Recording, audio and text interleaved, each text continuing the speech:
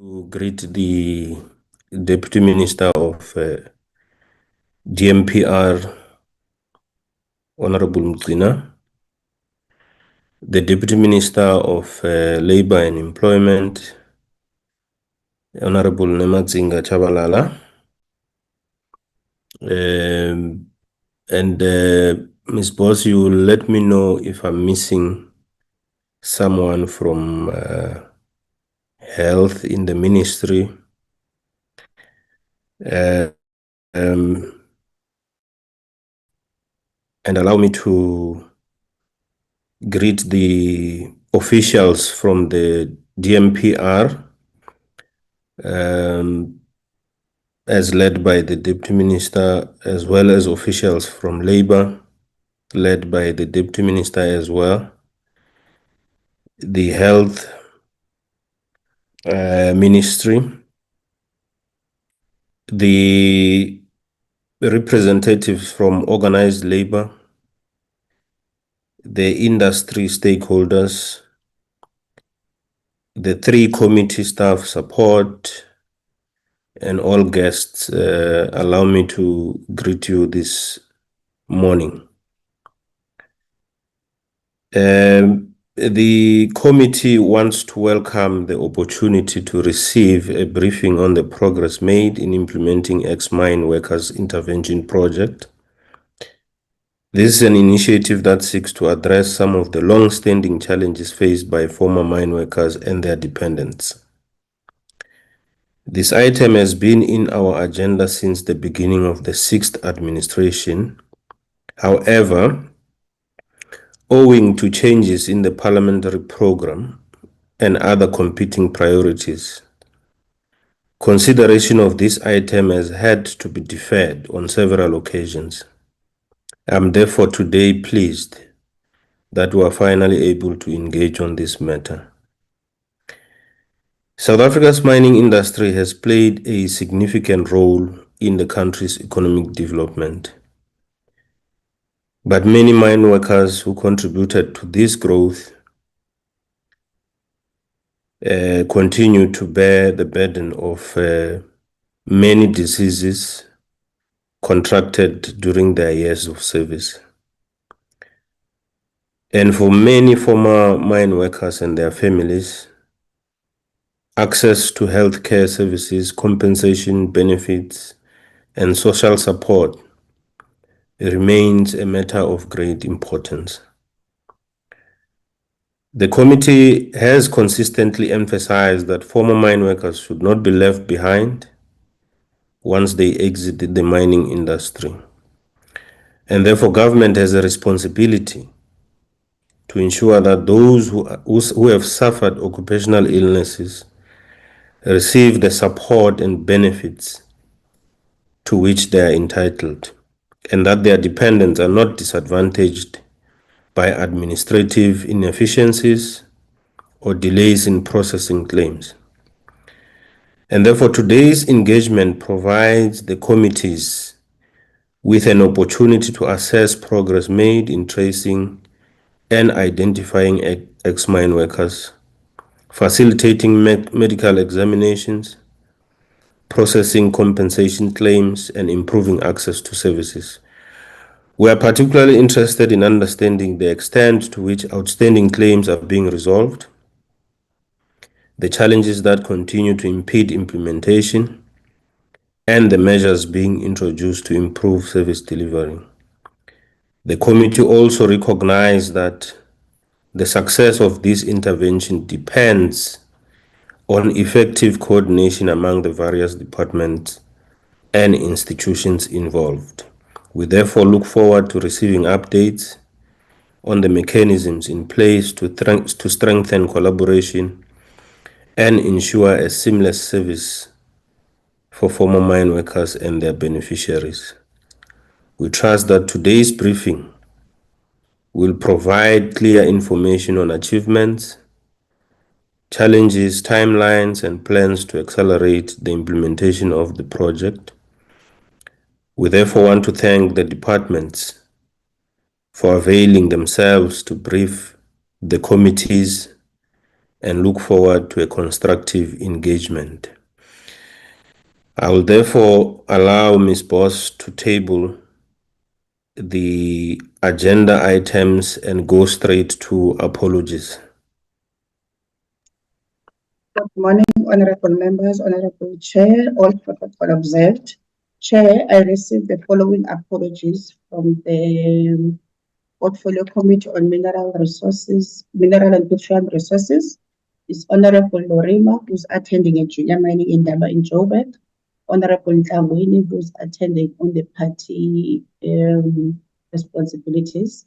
And then from the Portfolio Committee on Health, I've got Honorable Motambi, who's writing exams today, Honorable Clark, who's writing exams too, and Honorable Shabangu and Honorable Motubase. And then from the Department of Labor, I received an apology from the Honorable Minister, who's attending an international labor organization. Thank you, Chair.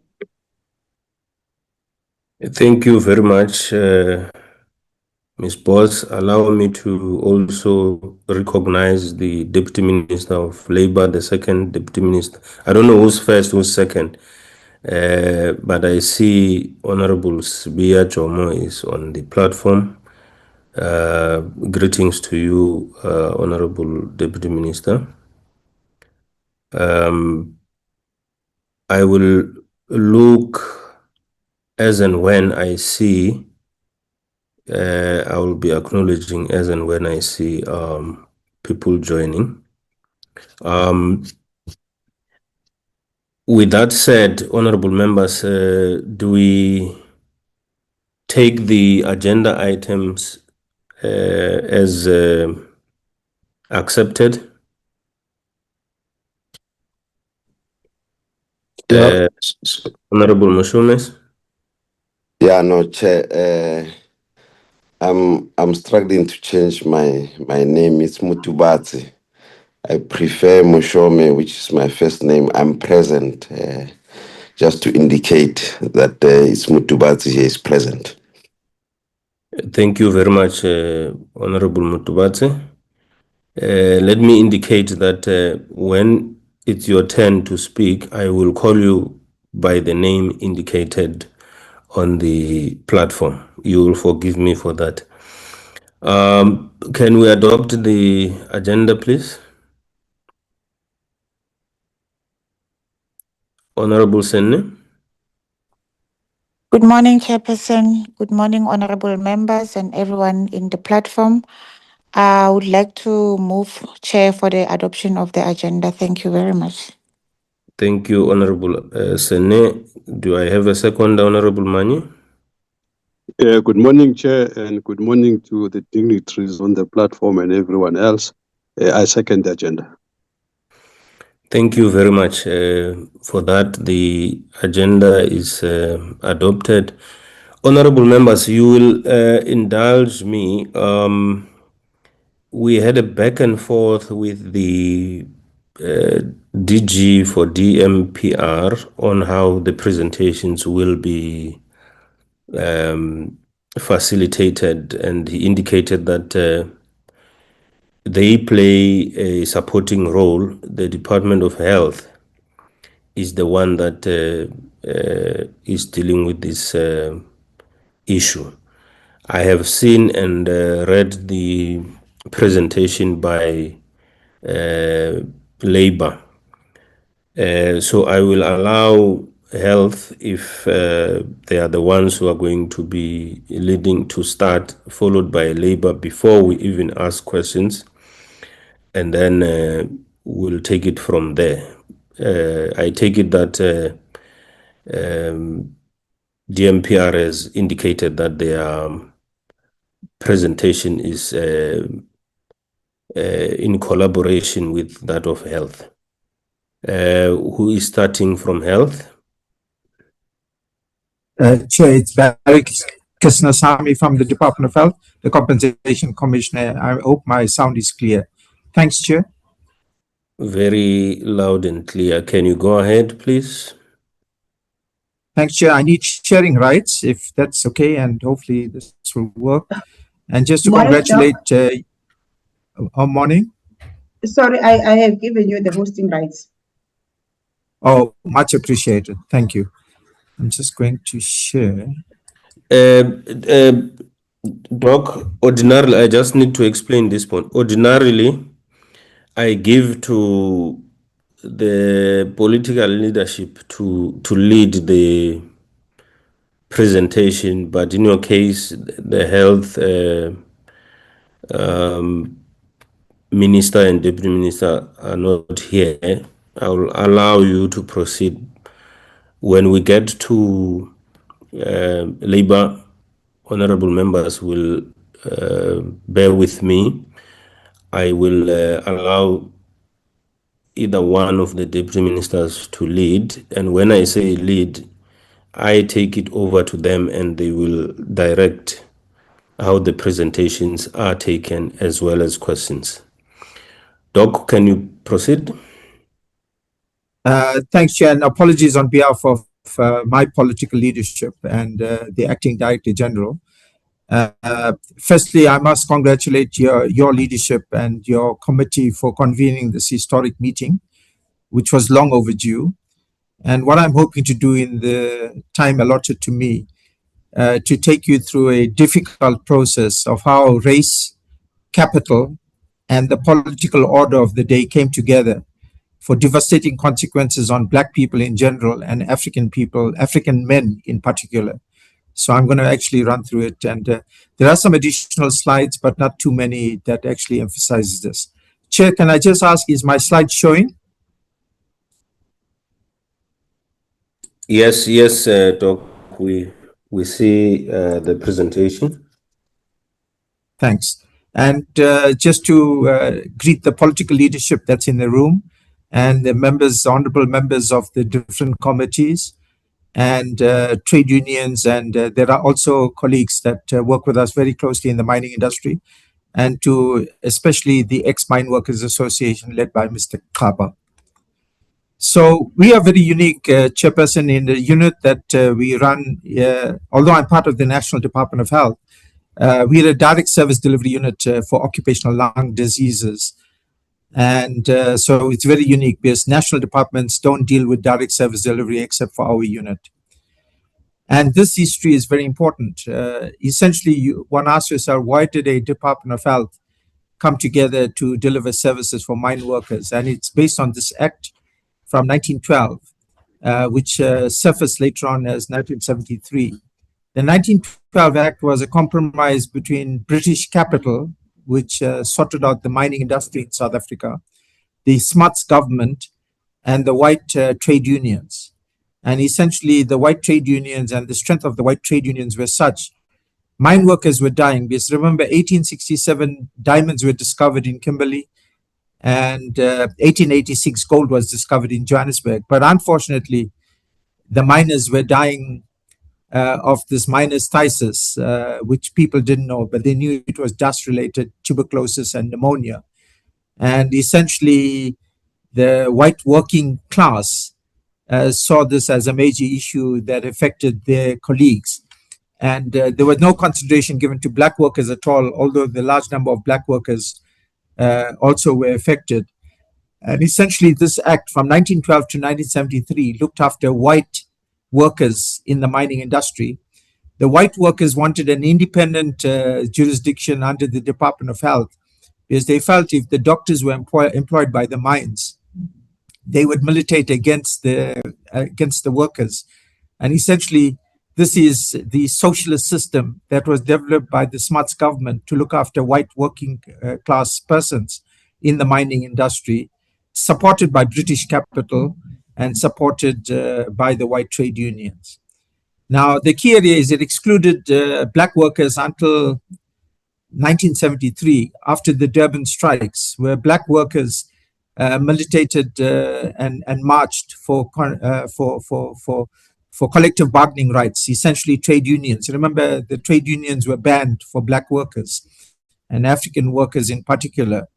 And essentially, after the Vian Commission, Black trade unions came into being and were brought into social protection systems like unemployment insurance, pension funds, compensation funds, which is what I run.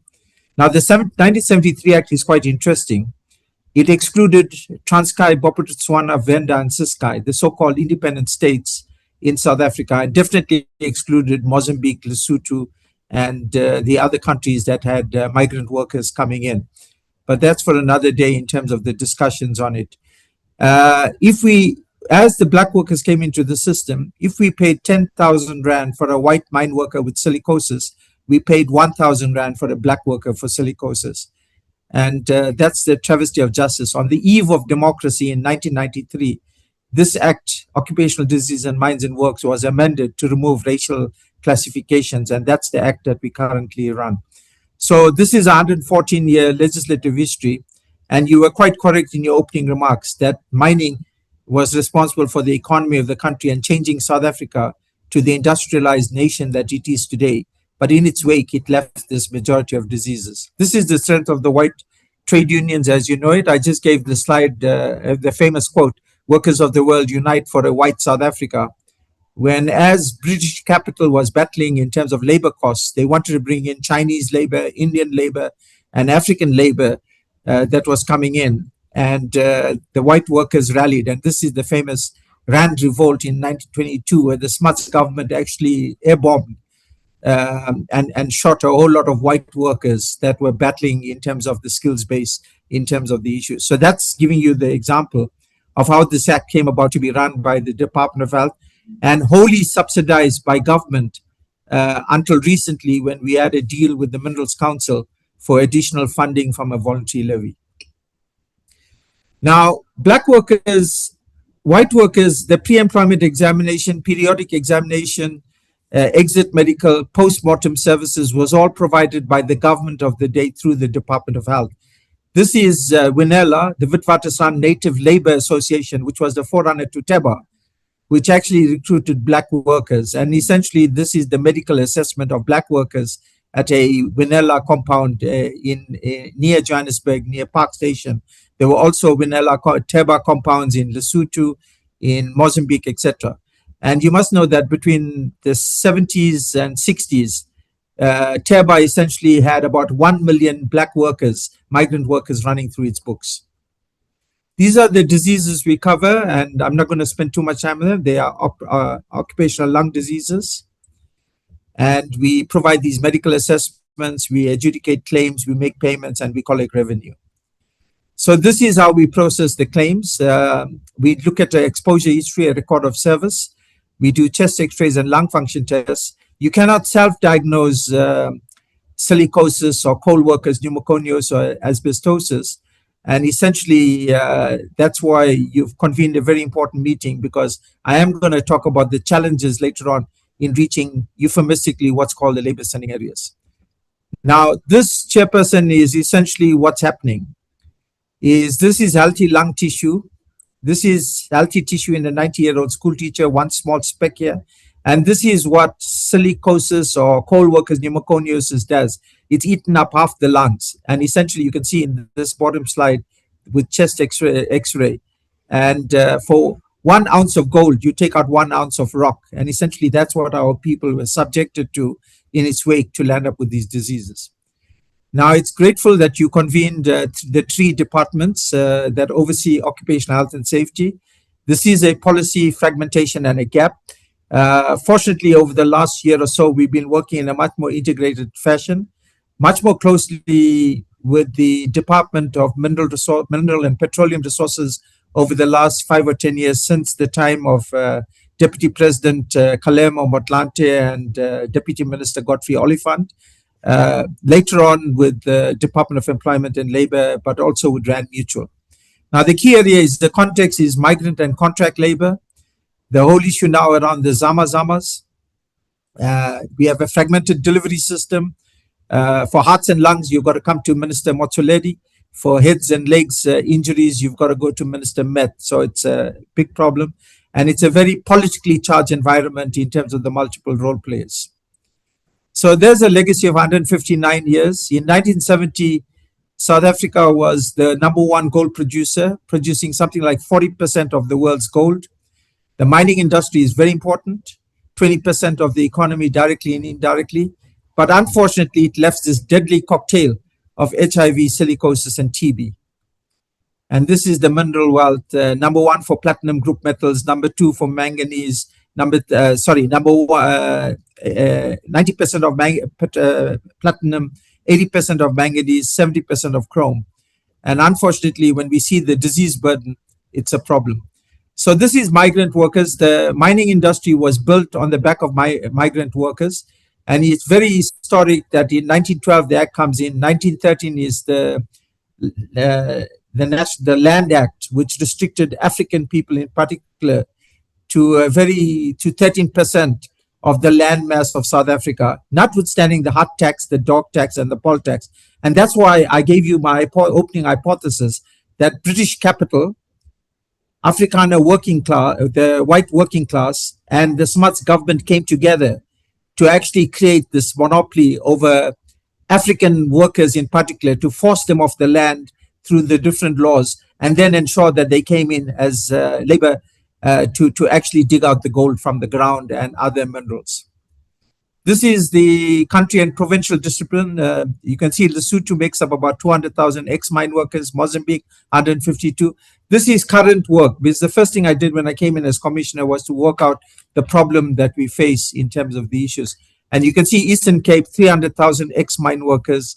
And we're grateful for the Office of the Premier, who has taken a major lead in convening us for the Eastern Cape ex-mine worker program. Did we know? South Africa was the leader in mining. In 1930, we convened the International Silicosis in Johannesburg, male and pale. So we knew there was a problem. Did we do anything about it? 1959, this is Wits Great Hall. Again, we met. 1959 Humaconiosis Conference. One woman made it into the ranks. Unfortunately, none of our people made it into the leadership of cutting-edge research, cutting-edge science, and cutting-edge work, yet it left this major problem with occupational lung diseases. And when we show these slides internationally, Chairperson, people ask us, how did we allow this to happen? That you have approximately 100,000 TB. These are certified claims and compensated. These are people who came into the system. There are many who didn't make it into the system. They died in Libode, in Amzimkulu, in Shashai, without even being diagnosed in terms of the process. And that's the amount we paid out, 3.6 billion. Why did this happen? Well, it's a failure of legislation, occupational exposure limits. This is managed by the Department of Mineral and Petroleum Resources. We must congratulate them to finally, after many years of engagement, that they dropped the OEL to 0.05, but it's still an aspirational target. These are dust levels. You can see British Columbia, 0.025. Now, I used to joke to say that white workers in British Columbia, in Canada, are weak workers. Their lungs can tolerate 4 times less than South African mine workers, which was 0.1 milligram per cubic meter for a long time, then brought to 0.05. But these are what I call OELs. I don't want to get into the technical issues, but this is the failure of regulation that led to this high levels of dust that our workers were exposed to. So the burden was externalized to the individuals, families, and government. We had to pick up the burden in terms of the provincial, and there's one of your honorary members, member Lolo, who led the program in the Northwest prior to her coming to Parliament. We have scientific evidence that TB spread from the mines to the labor sending areas in South Africa. The labor sending areas didn't have the levels of TB that ultimately the mine worker basically became the vector, having picked up the TB in the mines, and virtually no referral systems.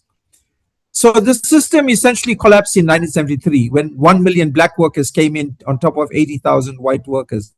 But this was what I found in 2012 when I came to the MBOD.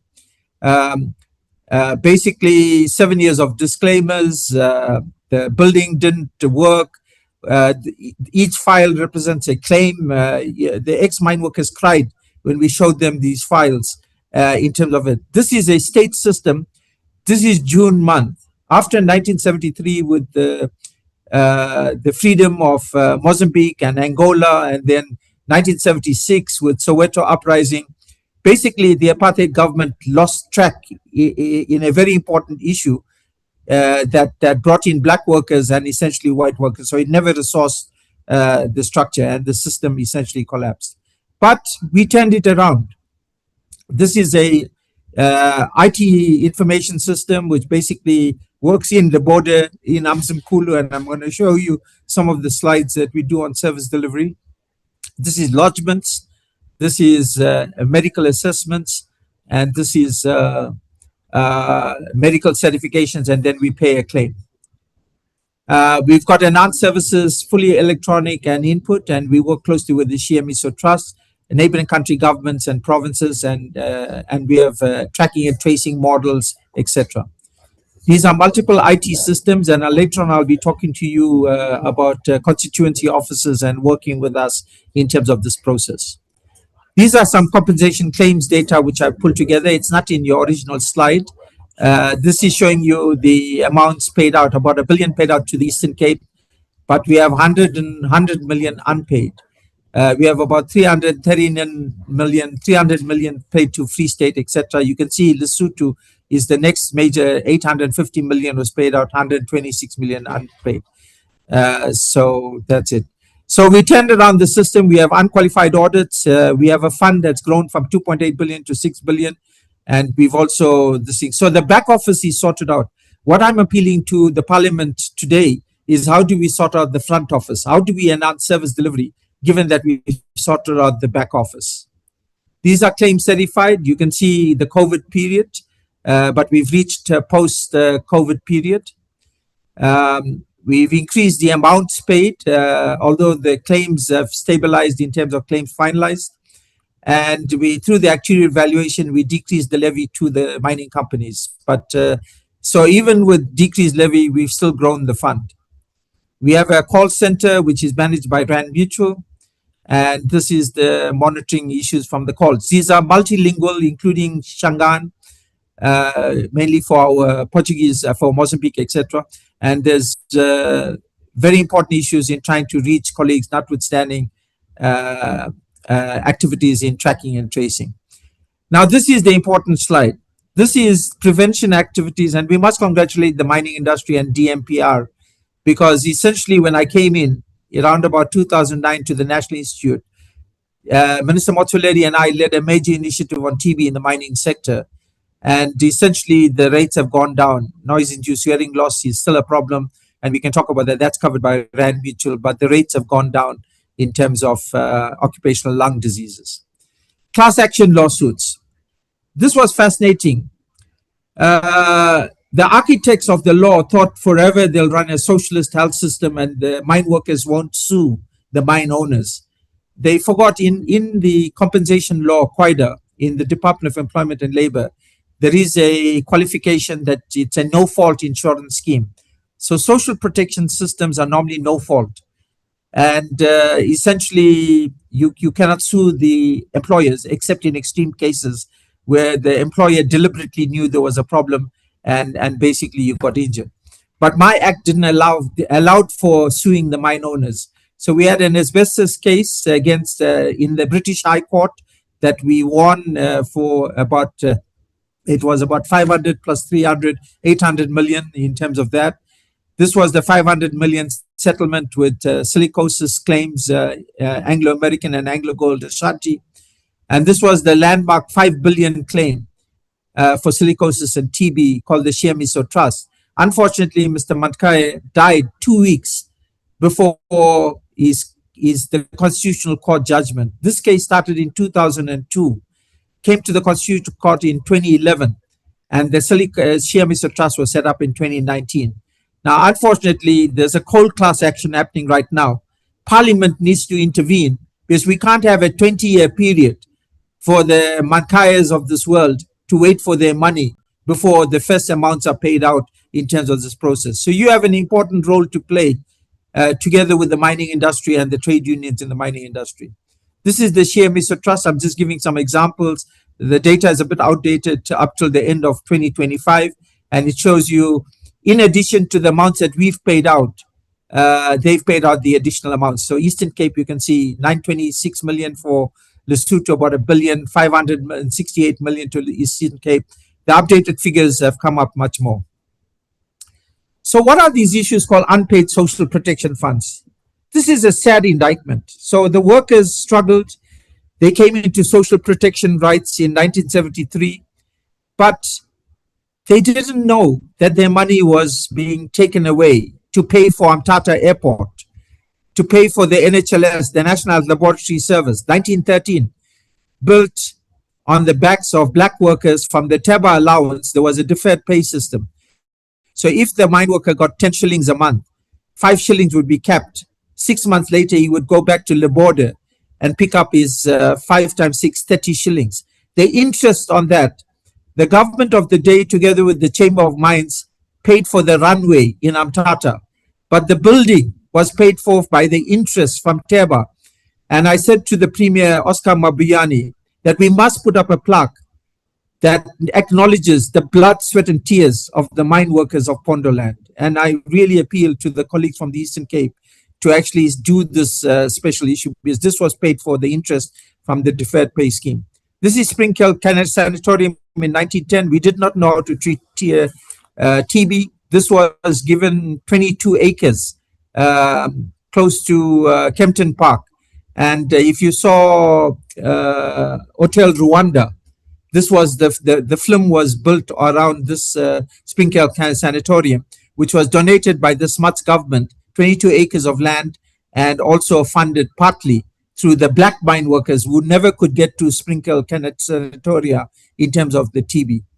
And this is the Herbert Baker building of the National Laboratory Service that did research on pneumonia, built in 1913, again built by the funds from Teba. So these are the compensation funds, class action funds. My fund, 1.6 billion unpaid, and we call it unpaid because unclaimed is passive. You wait for the person to come. Unpaid is active. Kisnasami, ex-mine workers, Lolo, we went to the mine workers. We went to Eastern Cape. We went to Bizana. We went to Shashai. We went to Mafeteng in order to find our people and pay them these monies that are sitting in banks in Johannesburg. Overall, we suspect that between 5 and 10 billion is due to the mine workers. And I'm asking Parliament to intervene later on in my slide on inputs. So there's Unemployment Insurance Fund and other social protection funds, shares. Black mine workers had major shareholding in the BE companies that came in with the new dawn of democracy. Ask yourself, where is the share certificates now? And secondly, who serves on the boards of the Provident Funds, etc.? Go and read about, members should read about Helping Hands and J. Arthur Brown and Fidentia. 1 billion rand was lost, mainly for orphans and widows of the Eastern Cape that lost their money from the Mine Workers Provident Fund being stolen by a man called J. Arthur Brown. And that money has never been recovered to pay for the widows and orphans. What is FISCA and Ministry of Finance doing about that in terms of social justice and redistribution for the widows and orphans of the Eastern Cape? This is my unpaid claim, 73,000. I have the money in my bank account in Johannesburg, but the bulk of the claims are from before 2005. And part of that is related to the fact that records were poorly kept by Teba, notwithstanding that the Chamber of Mines owned Teba and essentially had funded Teba. But you can see since we took over 2012, we have very little unpaid claims. There's a small bump with the Shemiso Trust claims coming in, but generally we have no unpaid claims in terms of the current work in the MBOD, CCOD. This is the Mine Workers Provident Fund. Mozambique, 300 million. In the bottom 15 poorest nations of the world, 300 million due to the mine workers of Mozambique, 250 million due to Lesotho. Eastern Cape, 300 million due to the colleagues in the Eastern Cape. We did some mapping and worked out, this is Northwest, and 400 million due to 300 claimants. There are 6 multi-millionaires who own more than 1 million rand. We know the name, we know the district, but we don't know where they are, how to track them. There are 9 between 750,000 and 1 million. So, Chair, we have to do some serious business. This is not government funding. This is the workers' money that they had contributed to and can't access now in terms of this. Data mining. I couldn't get data from other databases. And I said, everybody was saying Poppy. We said, who is Poppy? Poppy is another civil service structure similar to the MBOD, CCOD, and a government entity. So I went to POPI. I went to the information regulator, and the information regulator gave me access to data. So there are different funds. Unfortunately, we just discovered, because the Shiamiso Trust goes back to 1965. Unfortunately, some buildings got burnt, like the Botha Sika building in Abtata, which had a whole lot of records of our people. So it's something that we have to discuss about how do we actually keep records and input in terms of the process. This is the master database, currently 2.5 million records in our unique database. And this is the exchanges we've done. We've done exchanges with ShopRite Checkers. We've done exchanges with SASA. Thank God for that. The main exchange I couldn't do, unfortunately, Chair. We've done exchange with IEC, the Electoral Commission. We couldn't get access to Home Affairs. Again, asking Parliament, why doesn't Home Affairs, why doesn't the NHLS, National Health Laboratory Service, actually link up with us in terms of exchanging data for tracking and tracing? I'm going to go on to some other parts now, Chair. Chair, I do apologize that I'm taking a bit of time, but this is the historical reality to the present. We're doing some cutting edge science on artificial intelligence and chest x-rays. We essentially go with mobile units to remote areas, but we can now actually, with artificial intelligence and computer-aided detection tools, actually work it out in the field. And this is the CAD output, which gives us hotspots and tells us the problem on the chest X-ray. Further, Chair. Okay, there was some ultra-portable X-ray units are going to change the face of diagnostic radiology. Essentially, we have a wall hanger in terms of the receiving node. We have the small unit, which is the ultra-portable X-ray unit.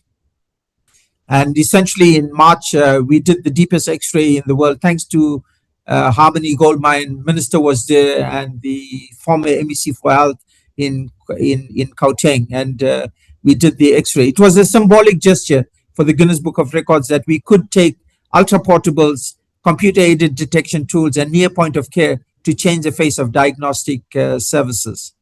We've gone for one-stop service centers, Tata, Mafeteng in Lesotho, etc. Unfortunately, funding of this came to a problem, and we have problems with sustainability of these centers. We were taking services. Historically, a 70-year-old man or the spouse had to come to Johannesburg, and we decided that we would go to the areas. We don't pay cash like SASA. We took the bank with us. So this was important. And because of our information technology systems, we could look up the database under the tree. This is the Deputy Commissioner. We did outreach activities. This was the KZN area, 5 districts. This is the road to Pongola. It's in Pongola, the road to Eswatini. We put up a satellite dish.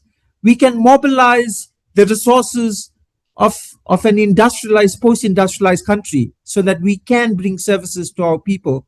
And that's the important issue that we mobilized in terms of this. This is Dr. Dlomo, then the Deputy Minister, working with the district director in Pongola.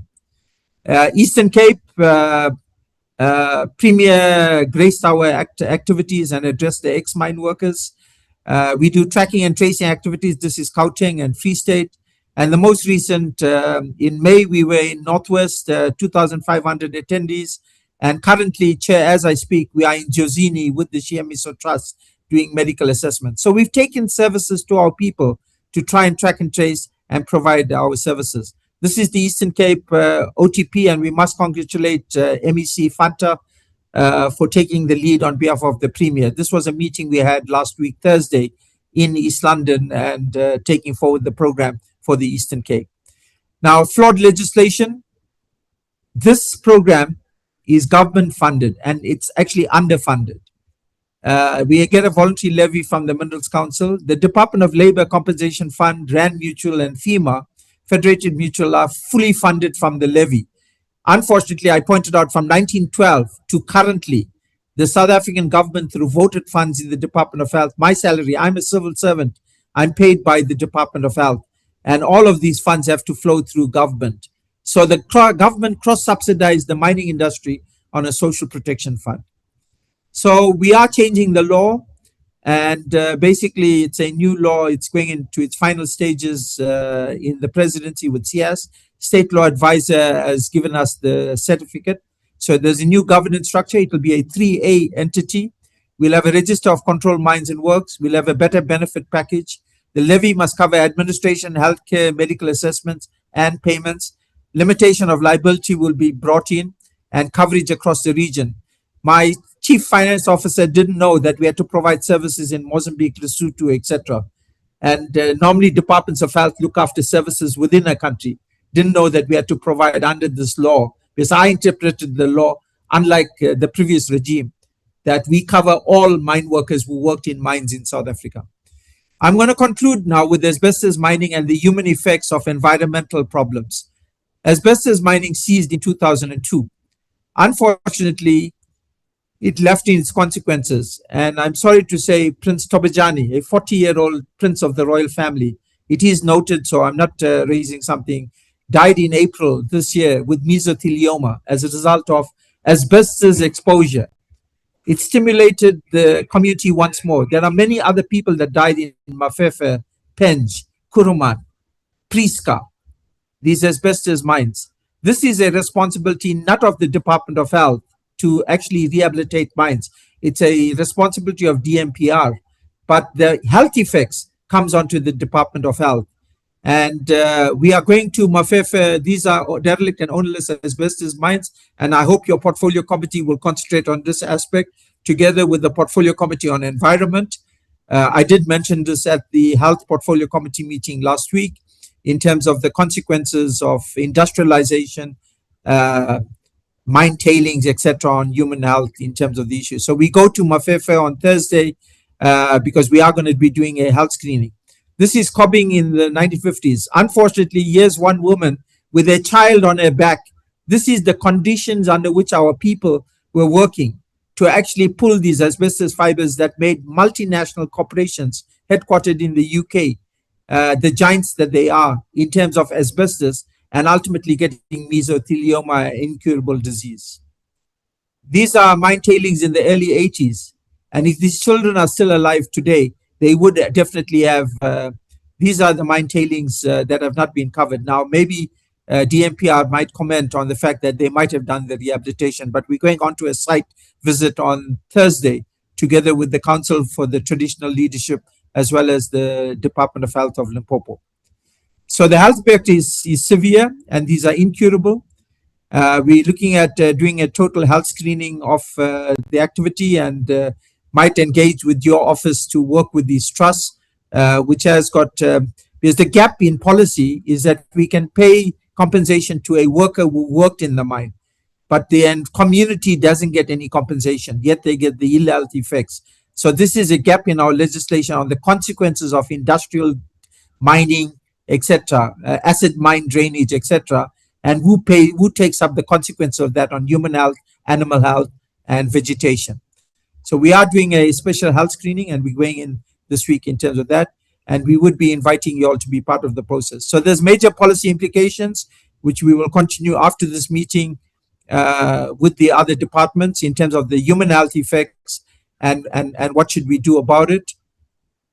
And then just to say partnerships work, we've had significant leadership from our political heads, and we work very closely with national, provincial, local government departments and neighboring countries, Minerals Council South Africa, Rand Mutual, the mining companies, trade unions, ex-mine worker associations, etc.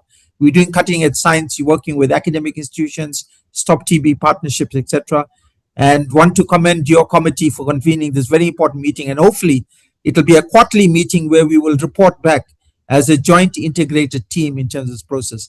If you want to read about the history of TB in South Africa, then these are the books that are in your notes, White Plague, Black Labor, of the political economy of TB and how it devastated African workers and their families in rural communities. So I pointed out, did we know? I'm not into politics, but it's amazing to see Sol Plaatje talking about the lives of mine. Remember, Sol lived in Kimberley. He talked about the lives and livelihoods of miners in 1914, that 200,000 subterranean heroes. The mining industry today is 500,000, At the height of the mining industry, it was 1 million. 200,000 subterranean heroes for a mere pittance lay down their lives to the familiar fall of rock, and were deep levels ranging from 1,000 to 3,000 feet in the bowels of the earth, sacrificed their lungs to the rock dust, which develops meniscitis and pneumonia. Remember, they were not covered. Black mine workers were not covered by my law. We knew about silicosis a long time ago, in the 17th century, by Bernardo Ramazzini, who talked about the lives of Italian workers who were tunneling in the Alps, and they got silicosis. And Hippocrates, the difficulty we have is many of my colleagues don't ask you what job do you do to look at occupational health. So, in conclusion, the last two slides: assistance from Parliament. From the individual members, we want to work with your constituency officers with tracking and tracing efforts and awareness raising. We will train you all. We've got the software tools, and we hope that we can take up something immediately through the parliamentary liaison officers and the parliamentary committee secretaries for those members that are happy to allow us access to the constituency officers. We've got both a front end with the mine workers can put themselves in, or the beneficiaries, and check if they've got a claim. And alternatively, the staff at the constituency office can help the mine workers, particularly the mine workers, ex-mine or constituency officers in euphemistically what's called labor sending areas. And you've seen Northwest, Free State, Eastern Cape, Mpumalanga, etc. But we're quite happy to also look at the Western Cape. You've got convening power, like you've convened this meeting, Chairperson. There's the class action settlement in coal. I've engaged with my minister, with the richest poor and the mining companies, but it's very slow. I don't understand why, when we've got a noted issue of coal workers' pneumoconiosis, why we are slow to settle, and should we wait another 20 years before more workers die in terms of getting their class action settlement. We want a committee of officials on unpaid social protection benefits, including National Treasury and the Financial Sector Conduct Authority, with quarterly reporting to your integrated committee and an integrated database. We've got the master database. We're quite happy to increase that with across so that it's a one-stop service. We are given to understand that there might be between, as I pointed out, between 5 and 10 billion to the mine workers. But I think overall for workers in South Africa, there might be between 40 and 80 billion rand due to them, and getting lost through things like the helping hands and dubious investments. Provinces and the NCOP Parliament, we can create a team called Parliamentarians for Social Protection Benefits, and I'm hoping that the leadership would come. We have parliamentarians against TB. We have parliamentarians that might be getting involved with the NHI discussions. But yeah, we've got 10 billion due to the mine workers, maybe 40 billion. Can we set up a parliamentarians for social protection? These are money sitting in Johannesburg. Can we get it to the workers who built the economy of Sandton and Cape Town? Mine rehabilitation, of course, is a slightly different issue, and the policy gap. The boards of social protection funds to include ex-mine workers, the pensioners, the people that actually get the pension. So why do we have the boards made up of the companies and the trade unions who are current, but the people that actually get the money are the ex-mine workers or the ex-workers? So let's change that through FISCA and through National Treasury. And then we've got touts who are stealing from the poor. I've tried to reach out to the Hawks. I guess they caught up with a whole range of stuff. We've got problems in Lesotho with the Master of the High Court. We've got touts that try and steal from widows in terms of monies. So we've got the criminal case record. It took us 10 years to get one case, a tout in Limpopo, to get conviction in the Palm Ridge Magistrates Court, thanks to a team within the Hawks. But I need the convening power of the criminal justice cluster, because otherwise we're going to get more people lost, not just the helping hands and RJ Arthur Brown, recovery of funds, etc. Support to my own structure. I'm in a public works building. I showed you the building is collapsed, but we're still trying to provide issues. Home Affairs, we started to 2016 with ID verification. And I still haven't concluded an agreement with Home Affairs. We've written to the DG, we've written to the minister, could you help? Because that will help to prevent fraud. Health records, abandoned and closed mines. We are told that the health records are with the Department of Mineral and Petroleum Resources.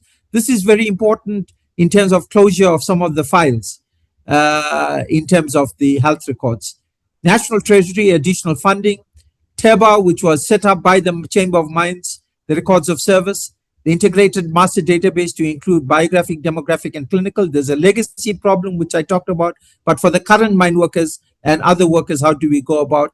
And I am bringing to Parliament, hopefully in this administration, the new bill that will repeal the old bill. So, Chair, thanks for allowing me this extra time. And it showed you how we can deliver a better agenda for our people. We can't bring back health, but we can bring back social justice. Thank you, Chair. Over. Thank you very much, Dr. Kisnasamy, for a comprehensive presentation. We really appreciate how detailed you went and how historical you thought fit for us to understand the background. Honorable members, as I had indicated, will allow the second presentation so that we take both the presentations at once. I should hope that you are noting your questions and who you will be directing it to. If we agree, can I proceed to Labour? I don't know which Deputy Minister will lead us. I'm sure they've spoken about it. Can Deputy Minister come in?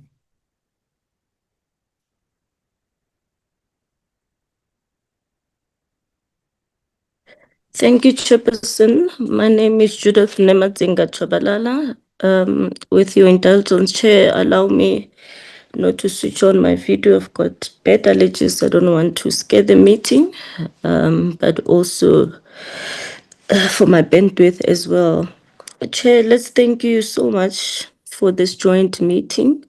We truly appreciate it and would want to send our greetings to the Portfolio Committee of Mineral Resources and Petroleum, PC of Health, but also the Portfolio Committee for the Employment and Labor.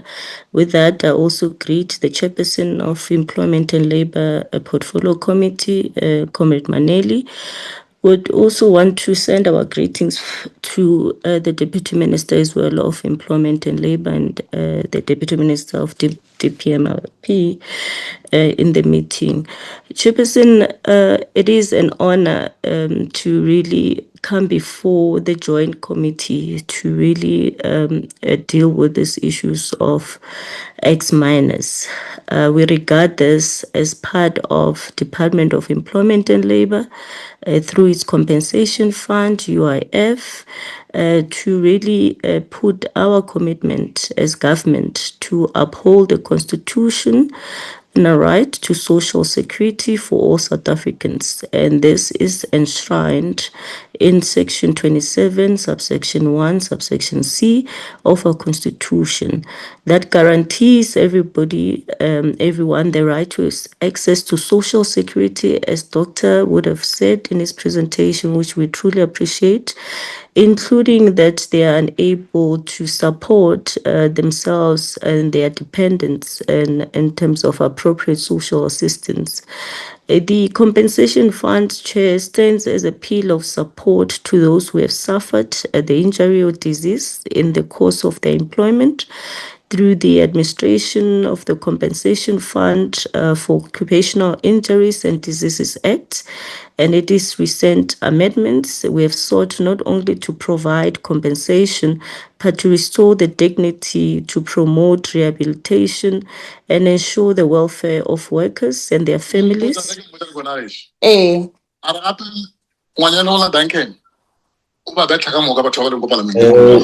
a minute, Honorable Deputy Minister. Honorable Lolo. Honorable Lolo. Honorable Senne, can we be in this meeting? We are hearing your private conversations which are not assisting the meeting. Can you please mute? Deputy Minister, can you please proceed? Thank you so much, Chair.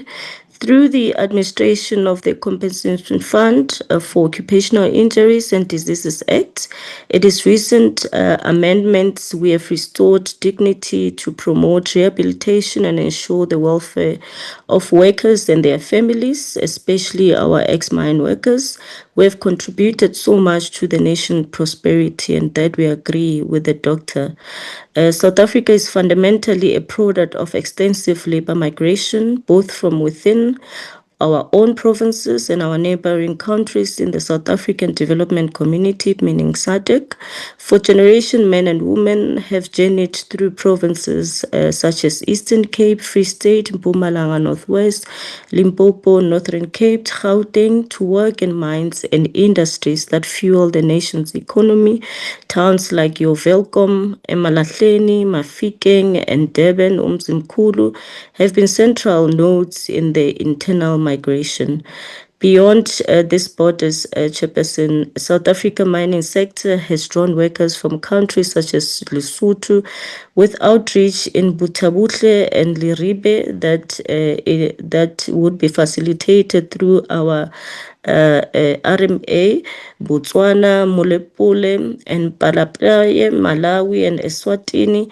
This rich tapestry on our movement has not only contributed to the country's economic development, but also created a diverse and interconnected society with families and communities linked across provinces and national borders.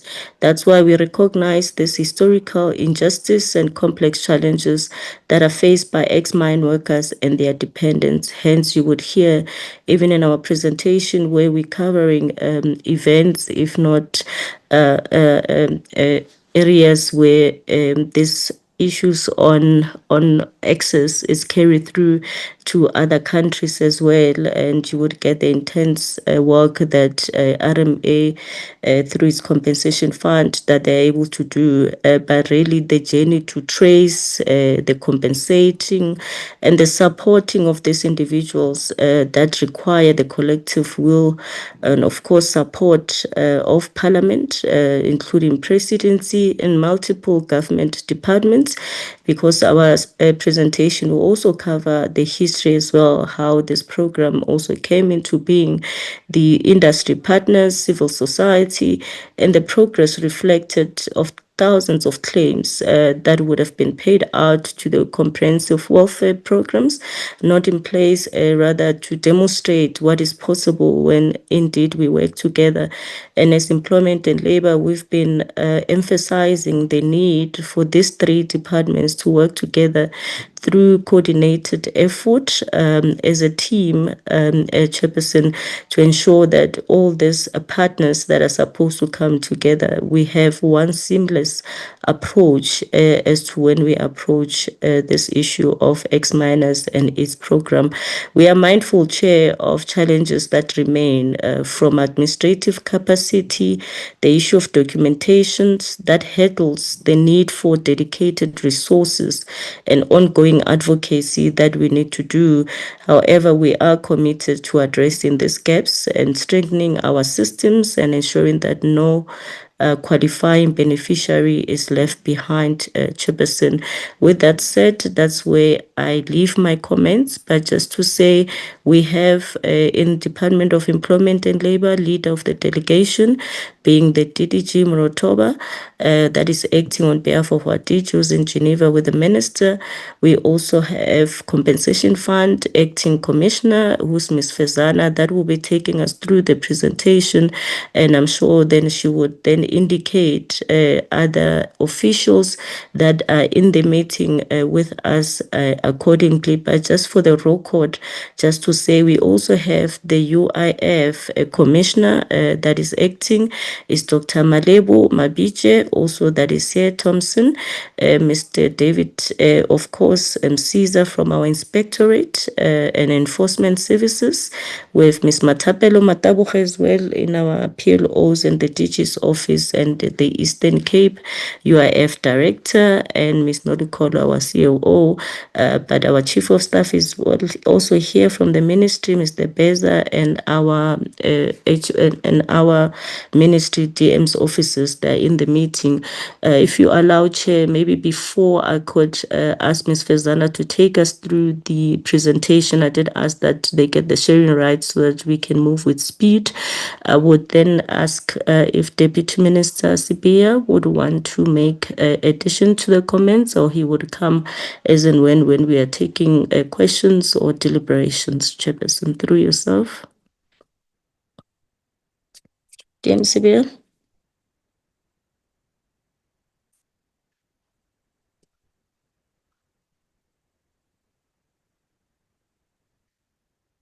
Okay, Chairperson, I take that silence. We'll check on him. Perhaps later in the discussion, it will come through. We have this did deliberate. I am responsible and delegated to deal with the ex-minors. So don't be surprised as the committee. So DM is here to support us because there are elements of the inspectorate that he's delegated to as well that he attends to. If DMCB is unable to unmute where he is, can we then proceed, Fezana? Okay. Good morning, Chairperson, Portfolio Committee members, Honorable DMs, and I think honorable members from Department of Health colleagues. Just gonna put my camera quickly on and then I'll put it off just for bandwidth. My name is, I don't know if it's showing, my name is Farzana Fakir.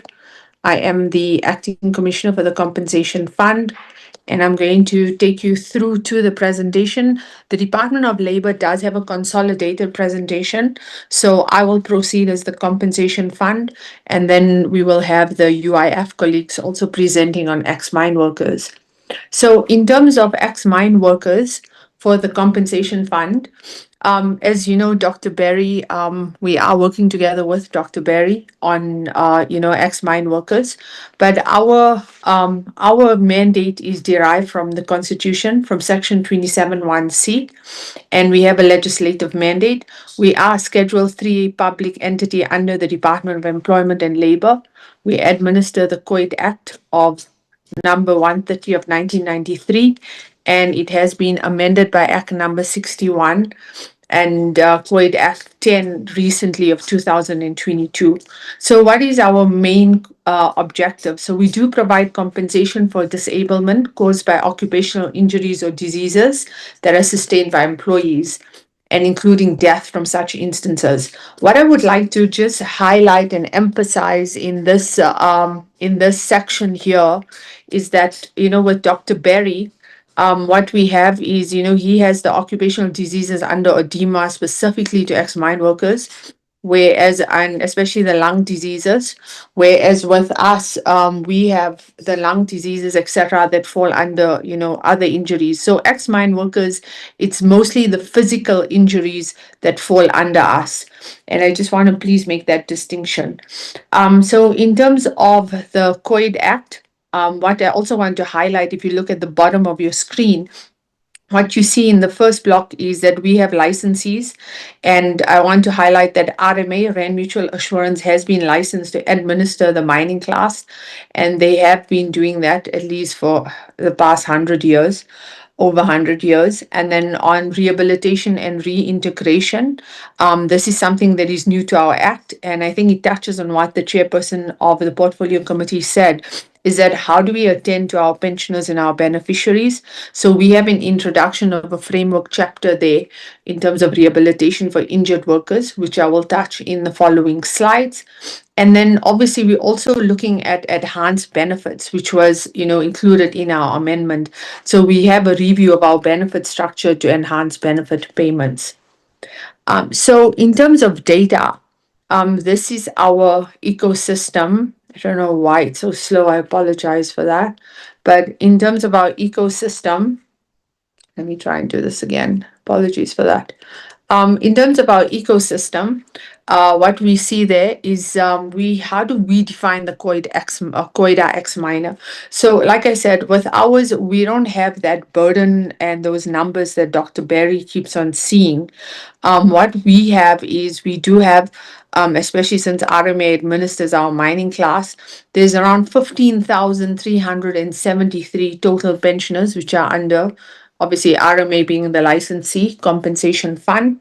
And from those 15,373, we have 5,166 pensioners, where the majority of those direct ex minor beneficiaries are classified in terms of the injury related compensation. And then where there was fatalities, etc., we have 8,170 widows and spouses related to those ex mine workers, and then 2,037 children. So I just want to demonstrate this, that obviously, yes, there's ex minors during that period, which Dr. Berry said, which are covered. And then we continue to have injuries that we also cover that are maybe, within the past maybe 20 years, 30 years, etc. So in terms of our claims performance and our payments that are out there in terms of ex-mine workers, I've taken especially 2 financial years for you, which is 24 and 25. And what we've seen is that from the total amount of claims that are paid, these are just claims, we paid an average of 931 million, and now it is around 1.1 billion. And for the pensions also, you see an increase there. If you look at the right of the screen, there's a block there that shows between 24 and 25. Also, you see an increase in pensions paid, which does demonstrate also, some increase in the pensioners and tracing there. So 775 million to 805 million. And then at the bottom blocks, we're just giving you the numbers in terms of the 2024, the benefit claims, number of claims we received, which had increased from 6,217 to 7,989 for that year. And I think most importantly, if I can just highlight the insight at the bottom, is that you see a 28% increase in benefit claims. And that demonstrates the success of, recent outreach initiatives and growing trust in both the fund's capacity. So what are the services that we have under COIDA? So we are a bit different, well, quite different from Odimwa. With us, we have standing pensioners. It's not a once-off payment. And then in terms of the amendments that I mentioned in the first slide, we also looking at other benefits, in terms of ex-mine workers that fall under COIDA. So number one, if you look at that, you see 4 quadrants, right? So the first quadrant is obviously income security that we look at. And that's why we have pensions and we have funeral benefits, right? Which is there for income security of those ex-mine workers. And then quadrant 2, you also have health benefits. And I think Dr. Berry spoke about that, he spoke about what are the health services that we can just offer in terms of ex-mine workers. So we do have a lot of in terms of preventative healthcare, which is just additional services that we provide as RMA. They provide that. And then on quadrant 3, which is the social assistance, this is something that in terms of beneficiaries and also ex-mine workers, if we do have a return to work for mine injured workers with disabilities, just general overall, we ex-miners are included. We have bursaries and career pathways, housing support, which is modifications, and social relief assistance also. And then there's a quadrant 4, which is business support, and that's the return to work that we're looking at in terms of injured workers. And then with widows, there's also women empowerment. Okay, so as I demonstrated to you, in terms of the compensation fund in COIDA, when someone is injured, they have over 31% disability, they then become a pensioner in our books, we have to pay them a monthly pension. But it's not just restricted to, yes, you get a pension and, we just maintain that payment.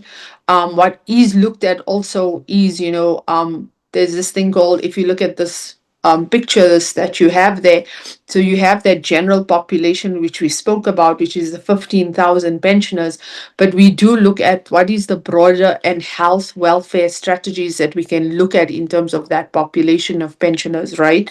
and those other benefits that I spoke about. So we also want to identify, if you look at the orange color there, is the case management filter that we have, where we want to identify the highest risk, highest cost X minus across, obviously South Africa and even the SADC regions.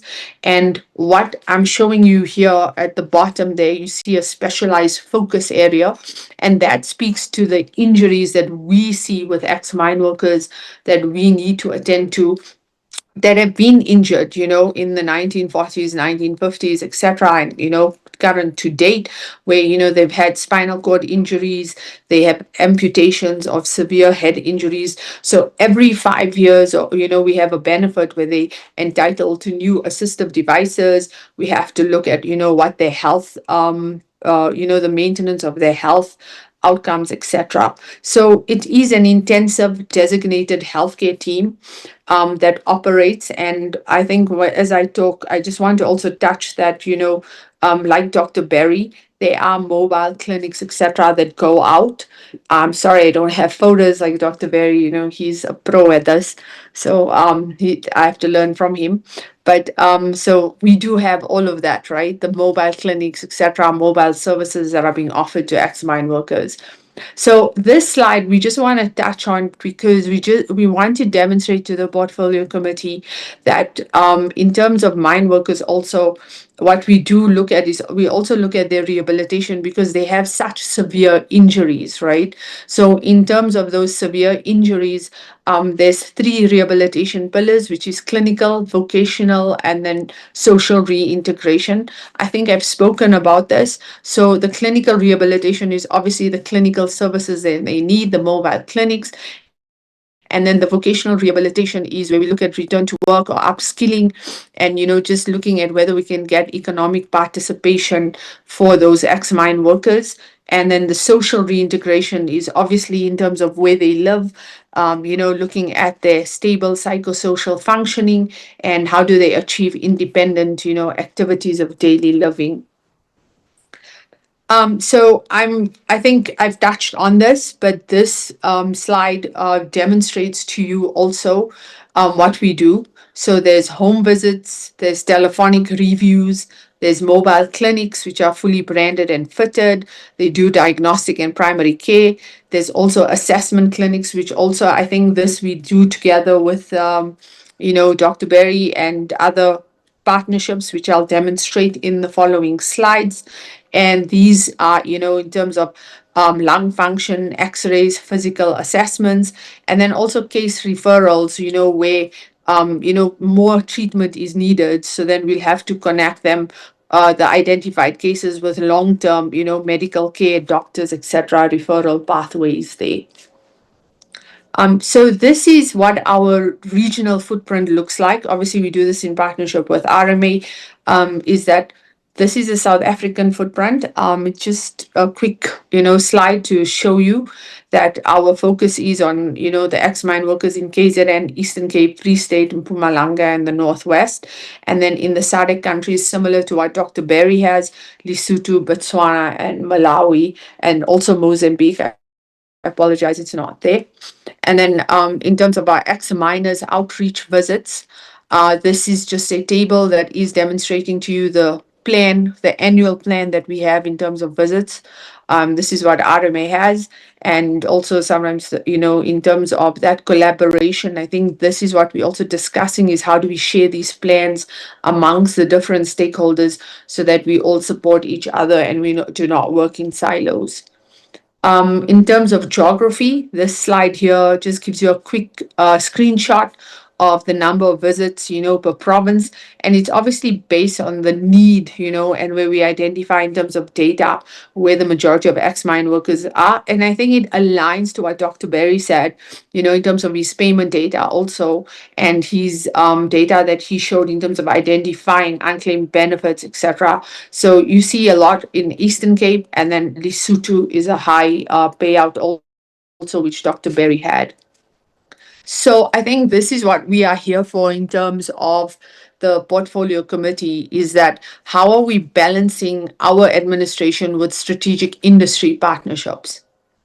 And what we can demonstrate is that RMA with the compensation fund, even though our focus is injury related COIDA compensation, and we have all of these programs that are defined by the Act, and we don't have a great number of unclaimed benefits. In fact, for us it's a bit difficult to find them because ours was quite apparent. I think Dr. Berry, with his burden of disease, it's somebody, like we said, was working in a mine, and then 10 years later, like Dr. Berry says, where he gave reference to the children and the workers there, are they still alive? Do they have that disease? Whereas with us, it was immediate, that you can see here's a spinal cord injury, etc. So those were easy to cover. But we still emphasize that obviously that because Dr. Berry is dealing with ex-mine workers and so are we, there might be a certain percentage of claims that are still outstanding, and therefore RMA and Compensation Fund does support, the stakeholder collaboration. And some of the focus areas that have been done is with the Siamiso Trust Partnership, where we still funded and assisted with occupational diseases, even though they fell under ODIMWA, and also with the Mine Worker Provident Fund partnerships, where it was funded in terms of tracking and unlocking unclaimed benefits. And this partnership assisted us also in terms of determining, what is the burden in terms of unreported injuries and occupational diseases that, even though they relate to Dr. Berry in DIMWA. So this slide, recently, we have now committed to having better and improved collaboration. And I must say the Minerals Council of South Africa has assisted both the Compensation Fund and Compensation Commission of Occupational Diseases. I apologize for that misspelling there. In leading an industry collaboration for the tracking and tracing of ex-mine workers, but also just in terms of outreaches, in terms of services. So this initiative, it has put together government entities, industry pension funds, provident funds such as TEBA and then TEBA and Siamiso Trust. And the key things or the key indicators that we're looking at is data integration and sharing, outreaches, which I mentioned that we can do together, and then consistency of application criteria so that we can assist in covering ex-mine workers and ensuring that they receive their full benefits. We also, and I think through these partnerships that we've had, we have activated unclaimed benefits through strategic advocacy. So for that, like 5,600 plus ex-miners have been engaged, although they might not fall under, the COIDA Act, even though they fall under ODIMWA or Provident Fund, etc. But we are still participating in that. I think RMA takes those collaborations quite seriously. And what you see then in terms of the action and the outcomes, that there is financial and operational support to SAMA, South African Mining Association, and ECEC advocacy initiatives, so you can strengthen the voice, representation, and mobilization of ex-mine workers. I think, we have identified mine workers facing past challenges in accessing unclaimed provenance funds and unreported injuries through that collaboration. And there has been 158 direct submissions to the compensation fund. You see, our numbers are a bit smaller, facilitated for unpaid benefits. So the takeaway is that obviously advocacy and collaboration, translates into actionable claims processing through this ecosystem that we all work with. And then the last slide is just basically to demonstrate that, there is, this is something that those partnerships need to, demonstrate for ex-mine workers. And, we've been working well with Dr. Berry, and we appreciate especially the extensive knowledge he has, which is quite apparent in the presentation that he made, the unbroken chain of dignity and support. So I think Dr. Berry did talk about that CCMS tracking system. So that is something that RMA, through the compensation fund has funded. And that tracking system assists in, finding and verifying ex-miners, obviously across South Africa and SADC. And then obviously the second pillar of the dignity and support is your physical outreach, where, in terms of the medical assessments that we spoke about, mobile clinics and home visits, the comprehensive care that is provided. And then I think the last one, which I think the chairperson also said, beneficiaries. So there's extended support to those 2,037 children through bursaries and providing business skills for long-term prosperity. So I think for us, what we want to demonstrate is not just about processing claims, it is about engineering a comprehensive social safety net that will rehabilitate, protect, and restore dignity to South Africa's ex-mine workers and their families. Chairperson, so the UIF, because we are one entity, the UIF is going to proceed from the Eastern Cape. So they will proceed to present. Thank you.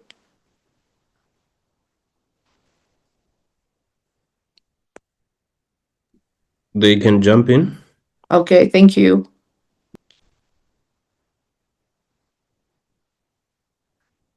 Okay, who from UIF Eastern Cape is presenting? Can I please get clarity? Thanks. Thank you very much, Chairperson. I'm not sure if I'm audible due to the technical challenges in terms of the network.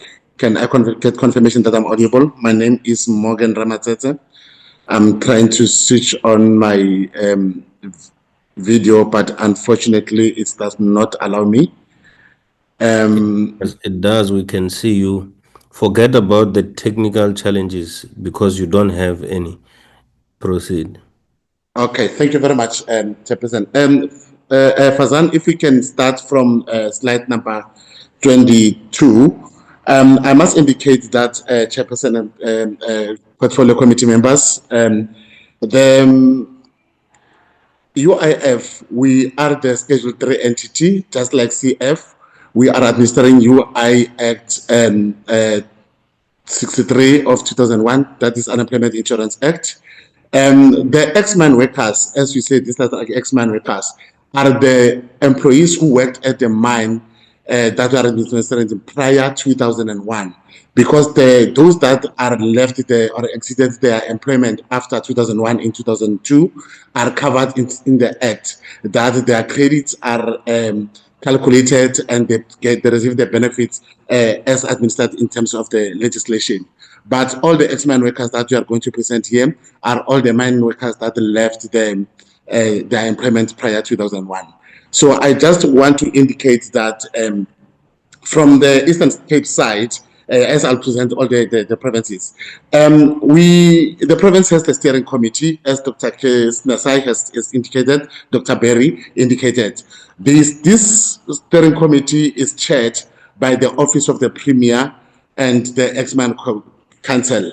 But now we receive the chairperson as the MEC for social development. That makes sure that all the resources or all the benefits of the ex-mine workers in the province are administered or are monitored from the Office of the Premier to make sure that we work together as one province. The focus of the committee, in addition, chairperson, or to the terms of the reference, is that we need to ensure that all the ex-mine workers are serviced under the one umbrella from the Office of the Premier. But what I want to indicate here is that, next slide, Fazan, the ex-mine workers provincial meeting, we are attending them quarterly, whereby all the stakeholders, like the CCOD, as the Dr. Berry has indicated, the CF, the social development, Deba Bank, and all other stakeholders that are the members of the committee, they come and present their program, that for the ex-mine workers specifically. And we come all together as the stakeholders in the province, whereby we are going to provide the services according to the needs of the ex-mine workers or according to the responsibility of the different departments. I need to indicate that the ex-mine workers was the project that it has started in 2008 for the Unemployment Insurance Fund, following the decision that was taken in 2007 by our parliamentarians by then, Minister Oliphant. So I need, let's go to the next slide, Fasan, slide number 23.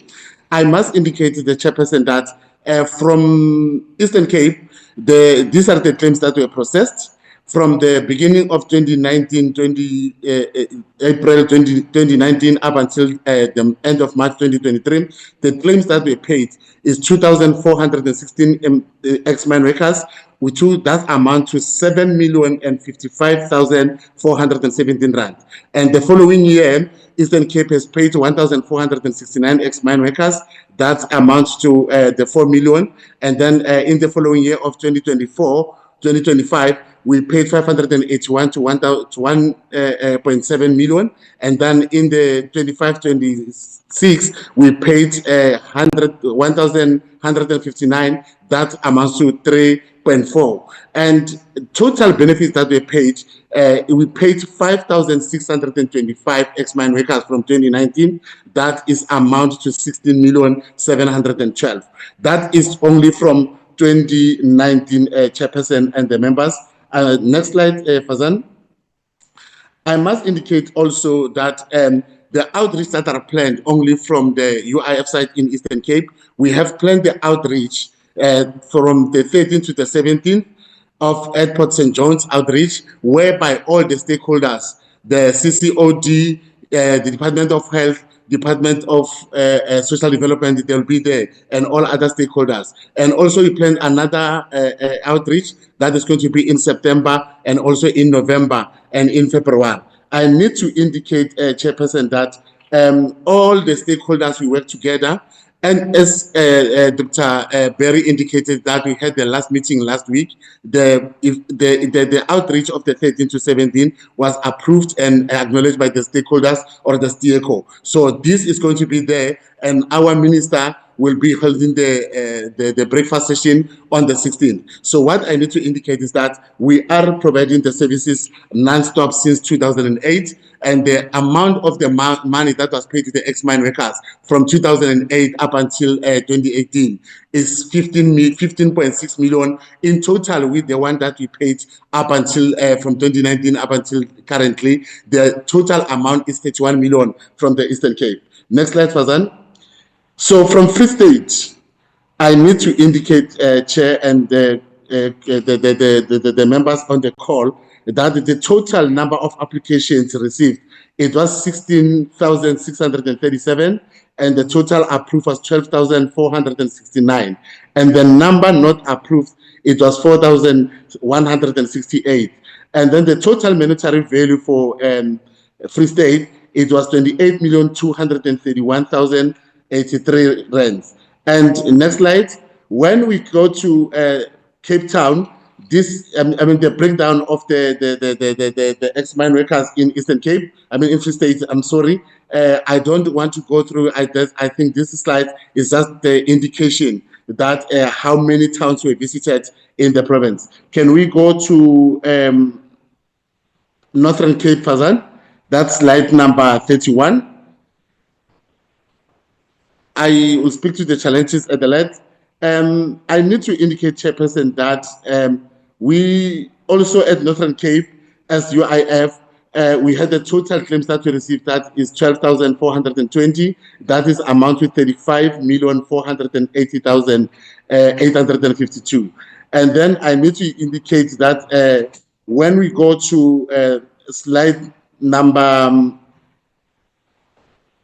35, of course, whereby it speaks in terms. No, let's go to start with the challenges. I'm sorry, the challenges experienced, the outstanding information and the documentation that were not provided, and the system challenges, as the Northern Cape has indicated. It's one of the challenges that are there. But I must indicate to you, Chairperson, and the three portfolio committees, that one of the most challenge is that we are facing the high risk in terms of coming to the processing of this application. That one of the requirements is that we are using the microscope as a proof that these officials were working at the mines, but we do not have the control over this, because this microscope, there's a fraud that the people, they can use it and come again and apply. But just to mitigate that fraud, what we are doing is that we rely on the data bank, and also on that giving us the record, and we also rely on terms of the employment history that is there. But it's a catastrophic risk that if someone can, or some other colleagues, they can try to, the official, they can try to fraud us, they can successfully do this. So one of the challenges that I must indicate, Chairperson and colleagues, is on the issue that the ex-mine workers, we are paying them the flat rate of 3,000 rands as has been approved because we do not have all the records to can apply the act as indicated in act that are indicated UI Act 63 of 2002. I think, Chairperson, that is end of the presentation for UIF. Thank you very much.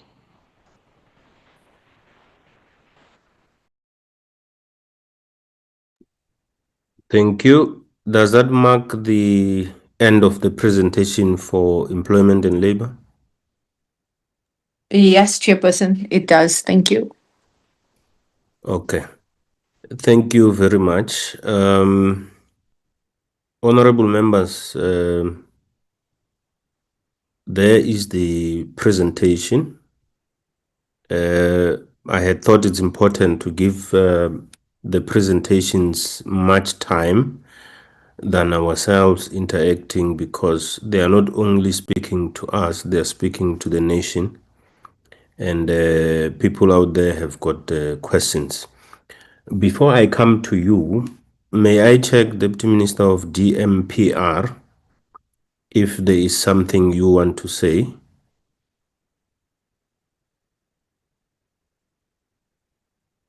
Deputy Minister? No, thank you very much, Chairperson. Good morning to yourself, honorable members. Coming from different portfolios, deputy ministers were present from employment and labor, as well as the commissioner that was giving us a presentation. I think one must appreciate both presentations. As you said before when you start the meeting, that as the Department of DMPR, we are supporting the presentation that was made earlier on by the commissioner. But also notes that the presentation covered a number of things, more especially when it comes to reducing the number of diseases that are encountered in mining sector. And we are also appreciating this opportunity, Chair, because it also reminds us that the challenges that we have in the sector continues to affect our mine workers. And working together with the Department of Health as well as employment and labor, we will be able to deal with these challenges. And we are noting that the numbers are going down as per the presentation that was made earlier on. But most importantly is to fast track the process of paying the employees, the ex-miners, because as the commissioner was saying earlier on, that there are billions that are sitting in the bank that we need to make sure that we pay our ex-miners. But Chair, we'll wait for the questions because we do have Umsiza from Health and Safety in our department if there are questions that needs our clarity. But also, Chair, I want to emphasize on the issue of asbestos mines. I was taking notes when the presentation was made by the commissioner that as much as there are a lot of challenges around it, but in terms of our program of rehabilitation and as well as derelicts and ownerless mines, we've managed to close number of asbestos mine, most especially in Limpopo, and we are continuing to do so because part of our budgets this year, it's specifically to deal with those challenges. So as much as we do have challenges, but as a department, we are working very hard to make sure that we are working together with health to close those holes in line with the asbestos mine, since it's one of the holes that are dangerous in the society. So, Chair, I wanted to say those words in support of the presentation that was made earlier on. But again, I'm not sure, Mr. Msiza, you wants to come in, or you will wait for questions of clarity if there are. Yeah, allow allow me to proceed and chair. Oh, my apologies, Chair, through you. I also had Honorable Deputy Minister of Labour giving to her counterpart, the Deputy Minister Sibia, when I had said they must caucus. So, but it's okay. Msiza will come after the questions. I hope that will be in order. Honorable members, the approach we are going to take is that you are going to indicate which presentation are you interacting with, if you still remember, so that it's easy to know who will be responding from those that will be responsible for responding. The responsibility of those who will be responding is that because we are also talking to the nation, we don't want to generalize when we are responding to questions. When a member asks questions, we will get responses there and there before we go to the next person who is asking the second question and the third and the fourth and so forth, so that we don't lose our people in terms of these questions, because some of the questions we're asking on their behalf because they can't ask these questions firsthand. Honorable members, is that okay? I'll take it, it's okay. I see the hand of Honorable Mutubatse.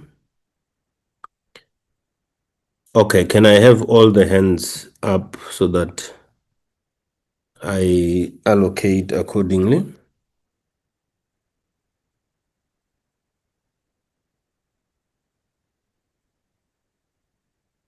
The name Hosi, can I check who is that? It's me, Chair, Dr. Letlavi. Oh, okay, all right. Thank you, Dr. Litape. So I will do it like this. I will take Honorable Senne and take Honorable Zondi.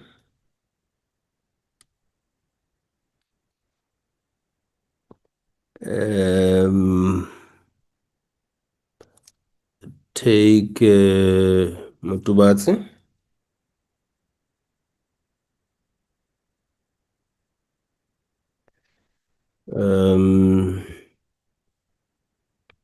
Let me see.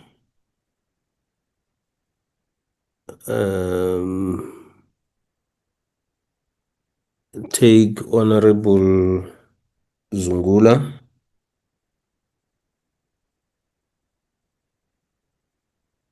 Honorable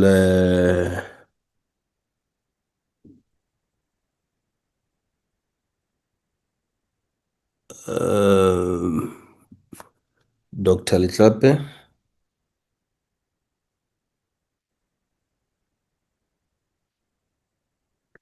And then take Honorable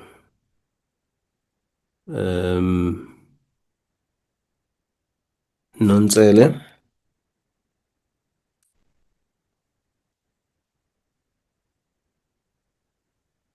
Honorable Selepe.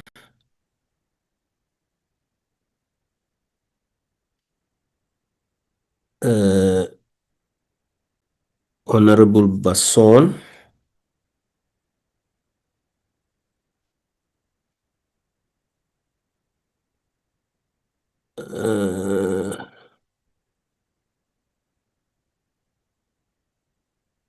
Honorable, let me see.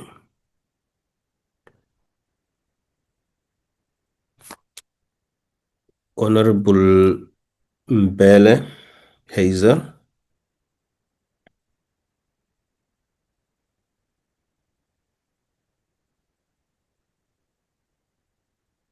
Honorable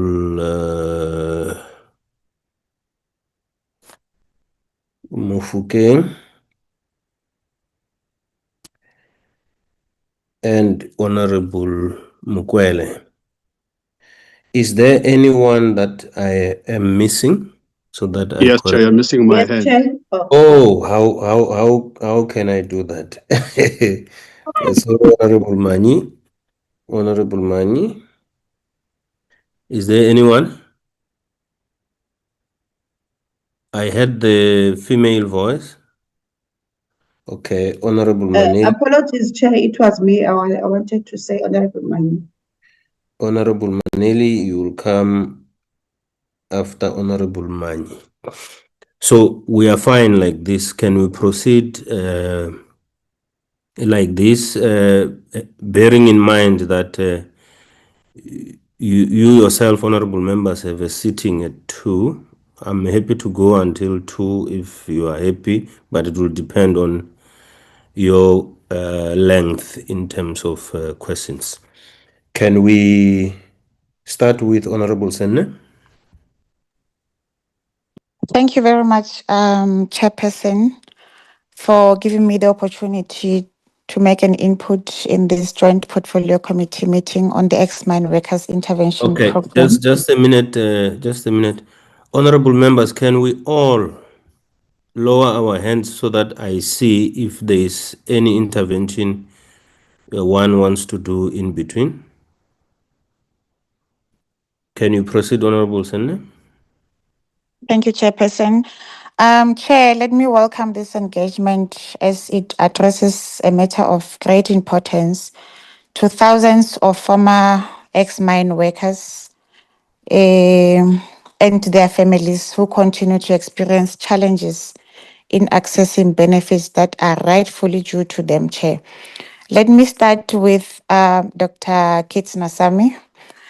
My first question, Chairperson.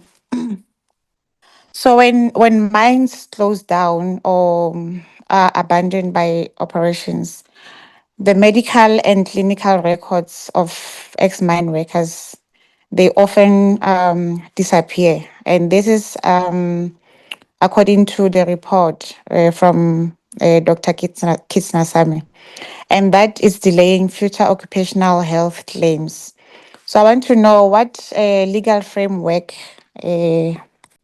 governs the preservation and transfer of clinical and occupational health records when a mine formally closes or maybe enters liquidation.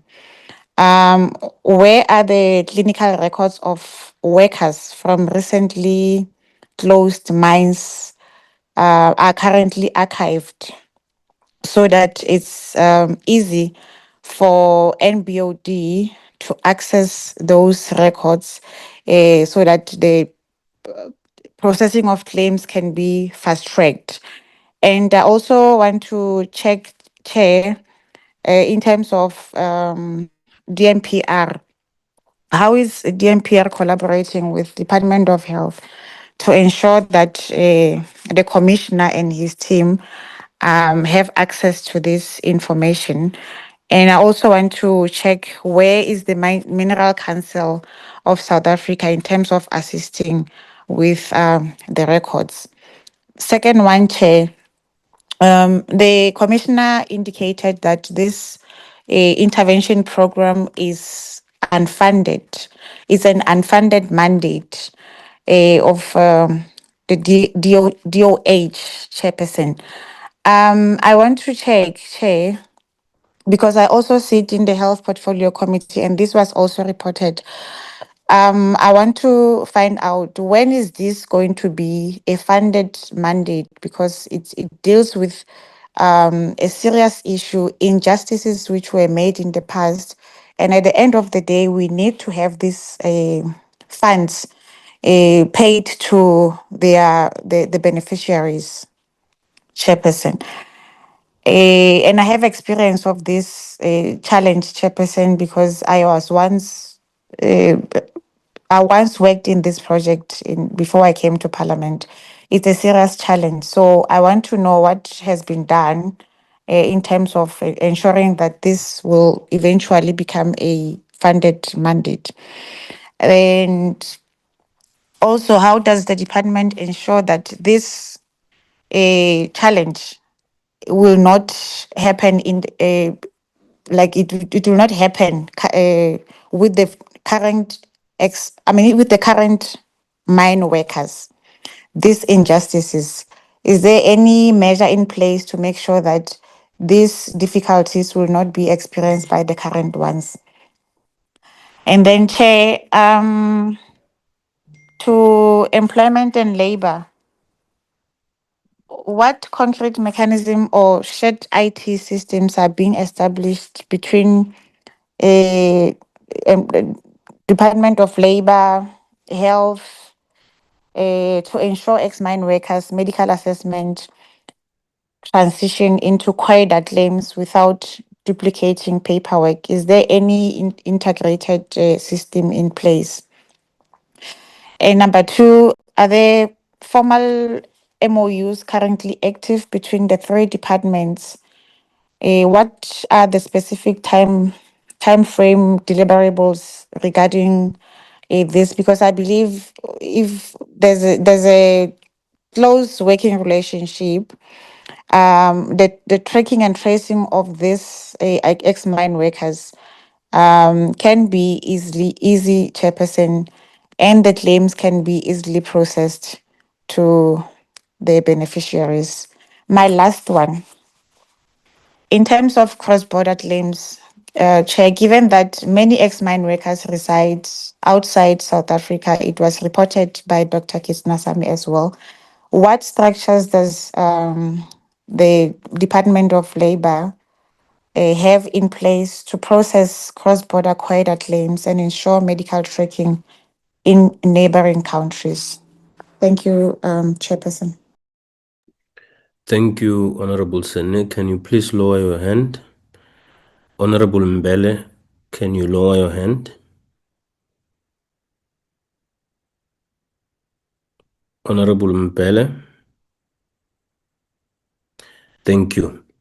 Can we have responses starting with the Dr. Kisnasamy?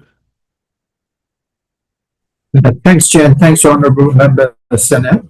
In terms of mine closure, I think DMPR is in the correct space. The legislative framework, although my law originally was cradle to grave, but that when the Mine Health and Safety Act came in I think 1986, that removed the jurisdiction for health records in terms of closed mines and things. So that I would ask colleagues from DMPR to answer that question.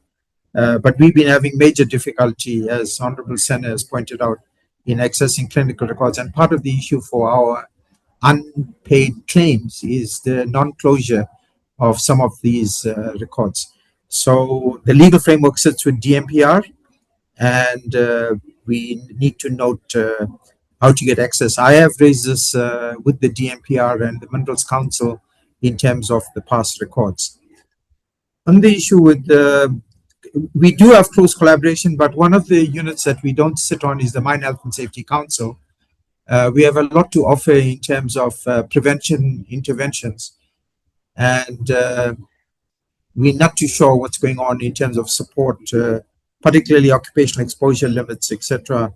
And hopefully that could be taken up outside of this meeting, of involving the Department of the MBOD, CCOD directly with the Mine Health and Safety Council, which inputs.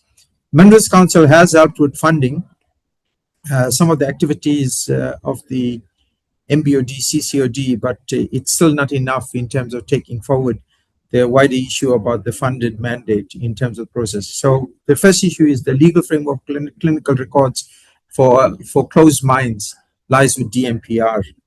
Now, that's the past. In terms of the current mine workers, we are in discussions with the Minerals Council. My act allows me to get clinical records, and we are fighting a legislative battle. Although my act allows me to get access to clinical records of current mine workers, we have a big project underway to get biographic, demographic, and clinical records of current mine workers. So to repeat the original 1912 Act of cradle to grave process. So a future commissioner a future director of the MBOD doesn't have to battle like we have battled with the numbers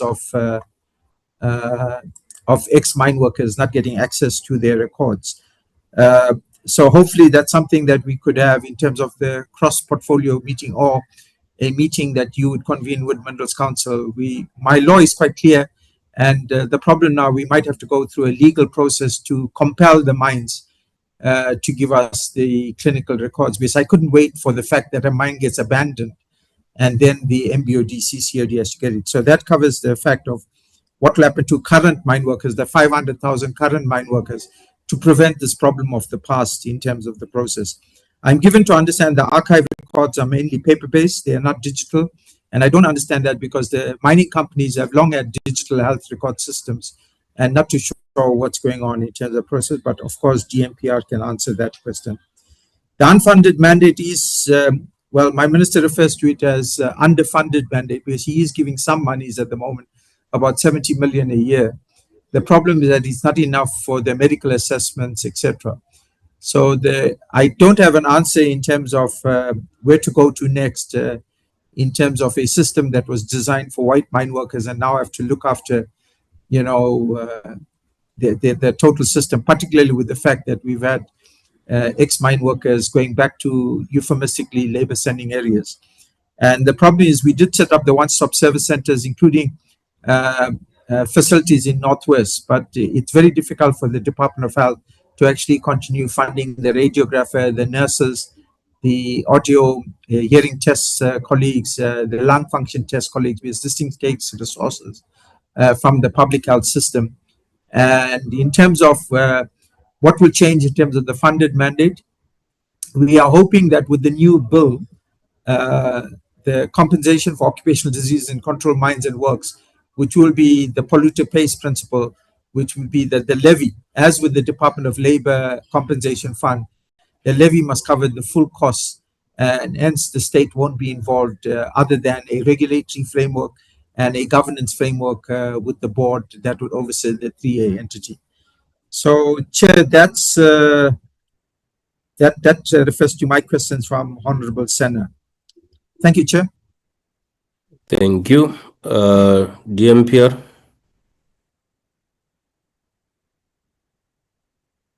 Mrs. Thank you, Honorable Chairperson, also to acknowledge our Deputy Ministers, including Deputy Minister Mtrina Shabalala and Spia, who also joined us, including the honorable members of the various portfolio committees. My name is David Msiza. I'm the Chief Inspector of Mines. I would also like to acknowledge the colleagues from the departments who also joined. Yes, in terms of the question that was asked by Honorable Sidney, we do have a very, as Dr. Kisna Sami has clearly indicated, that a very unfortunate legacy in the sector where the health and safety of the mine workers was not really taken care of, including the medical records. The various legislations were the Mines and Works Act of 1956, followed by the Minerals Act of 1991 as well. Those pieces of legislation never really focused on the health and safety of the workers, including the records. However, we as government came up with the promulgation of the Mine Health and Safety Act in 1996.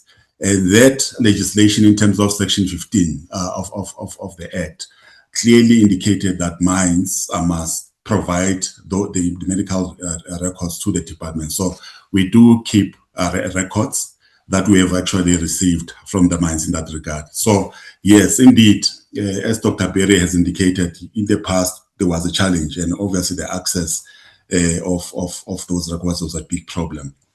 And secondly, we don't only keep medical records. In the past, what used to happen, what caused these occupational diseases is exposures to what we call airborne pollutants, that is dust, fumes, noise, and so forth. So we also in the past struggled to have those records on what we call occupational hygiene measurements. But now, in terms of the Mine Health and Safety Act, we are able to provide that information. We are able to share with the colleagues, including the mining sector, and we work together with the departments, especially of health, and in this regard. And Dr. Kisner-Sami is correct. In terms of silicosis prevention, the OEL was significantly high in the past. We've lowered it to 0.05. Now it's about 0.03 if you look at in terms of the mines that are reporting. The other question that Honorable Sinme has asked, it was the issue of the collaboration.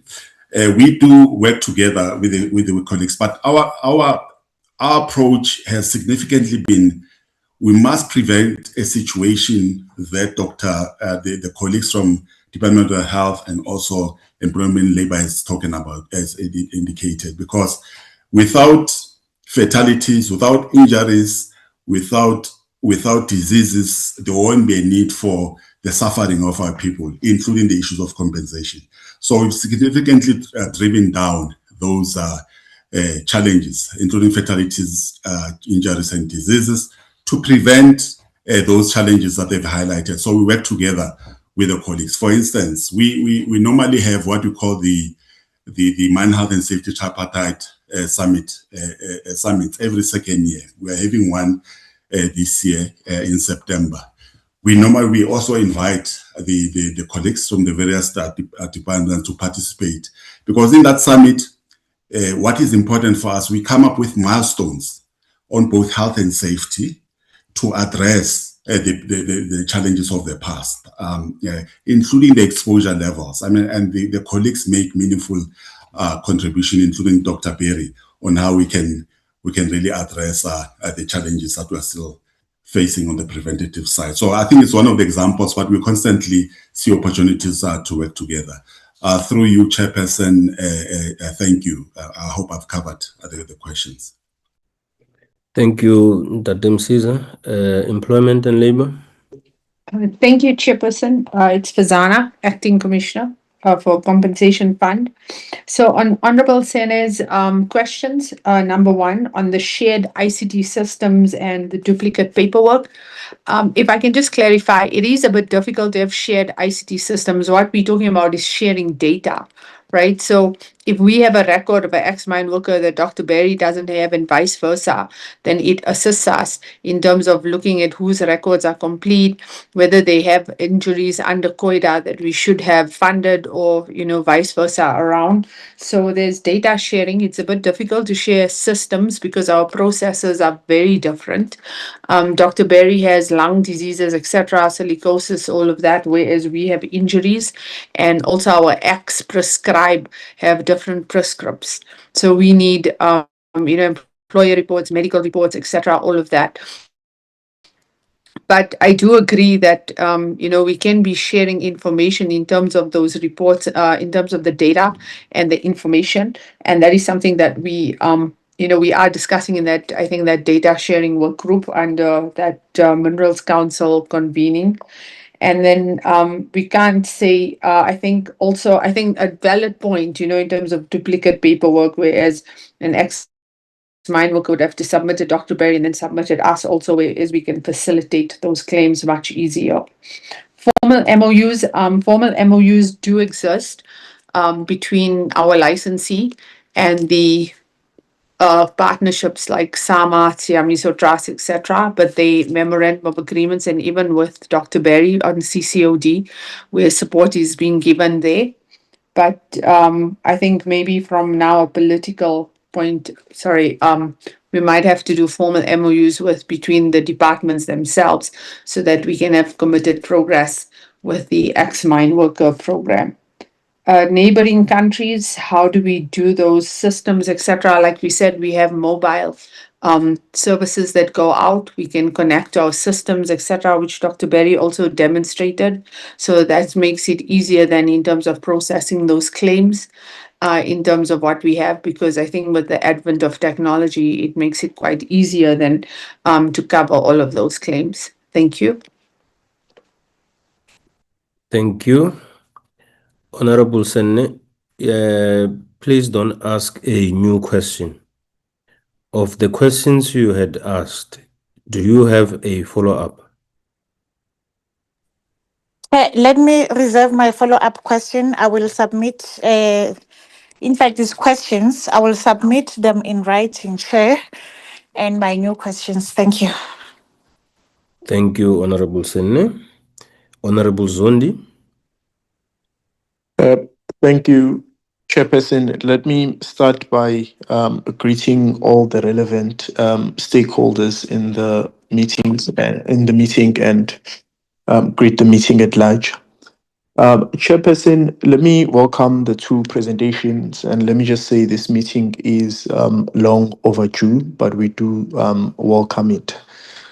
My first question, Chairperson, is for employment.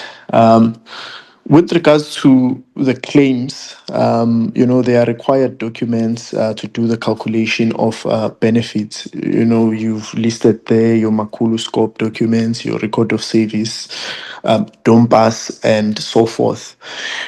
Now, we know, especially in mining communities, miners move a lot. We also have ex-miners who reside even outside of the country, and some of these documents are destroyed or lost. Maybe the ex-miner has been deceased, so it's kind of hard to sometimes have all of these documents. So in the case where these documents are not in place, what then becomes the claim process? Is there a way to mitigate against this, or maybe a way to not deny deserving beneficiaries because of some of these documents being lost? And then my second question is for health. I wanted to know if the beneficiaries, especially around lung disease, if they have a claim that has been processed and has been a payout, but then the condition becomes worse, are they able to apply again for a claim and have their circumstances reviewed in light of the progression of the disease? And then is it only the National Institute of Health that can perform a post-mortem examination of deceased former miners, or can families make use of private institutions? Then my last question, Chair, is what kind of support does the Employment Bureau of Africa provide to the MBOD? Are there instances where beneficiaries have been traced through them, beneficiaries that otherwise would not have been found? Thank you, Chairperson. Thank you. We'll start with health.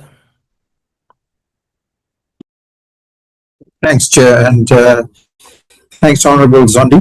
On the beneficiaries, it is a progressive issue in terms of the three categories of payments: loss of earnings for tuberculosis, and I showed you the numbers with TB, then a first-degree claim and a second-degree claim. So there is an issue around providing a benefit medical examination every 2 years, and this was part of the frustration we had about unfunded mandate. We say average cost for a benefit medical examination, which the state has to provide, is about 1,800 Rand in Mozambique, 1,400 Rand in the Eastern Cape, and about 1,200 Rand in Carltonville. So it is a costly exercise in terms of providing that service, notwithstanding the cost to the mine worker to actually come to the site for the examination. But it is progressive, and you would get a loss of earnings for TB is calculated slightly different from the first degree calculation and second degree. It's about 100,000 now for a first degree claim and 200,000 for a second degree claim. These are lump sum payments. The costs of medical care are not covered, and unfortunately that was part of the frustration for particularly the incurable diseases, where essentially it becomes a burden on the health system. But it's progressive. If you then get a second degree claim, having been paid out for the first degree, then that money will be deducted. So if the second degree claim is worth 200,000, you will then subtract the 100,000 and will be paid out 100,000. So that's in terms of beneficiaries. And in terms of deceased claimants, we can pay the dependents of the claimant, but there have been problems in terms of marriage certificates, death certificates, and some of the records. So that's in terms of the beneficiaries and progression of disease and input. And it is a very different system of impairment grading compared to the Department of Labor. On the issue of National Institute for Occupational Health and Post-Mortem services, this was a centralized service because of the expertise in removing the hearts and lungs, and it's a system that has literally collapsed in terms of cross-border movements, having professional staff like prosectors, and we are in discussions with the National Institute for Occupational Health, and this was another unfunded mandate, apart from the socio-cultural issues involved, about removing the hearts and lungs from Lebode and then moving it to Johannesburg for assessment. So this is under discussion by Dr. Machali, the director. We don't have answers just yet in terms of this. In terms of private institutions, it's quite a costly exercise for the family, whereas the postmortems by NIA would be a free service. But it's a discussion which we can enter into, but unfortunately the families would then have to pay for it in terms of the assessment by a private pathologist. TEBA support is there. Historically, in terms of some of the tracking and tracing, they are involved in our outreach activities. Right now in Jozini, there's a TEBA team on the ground, which is helping with some of the administrative activities in terms of the process. And then the back office is the TEBA records database, although it's problematic, but we do get access to support. Historically, TEBA was charging the mine workers for the record of service. Fortunately, we managed to intervene with the Minerals Council to stop that effort, and it's a free record of service, at least for the MBOD, CCOD. Thanks, Chair. Back to you. Thank you, Doc. DMPR, is there a question for you?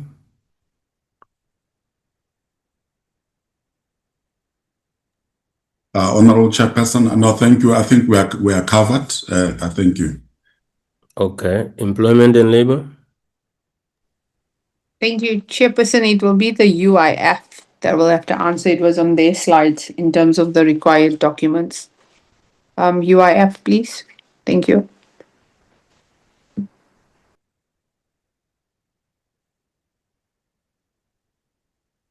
UIF?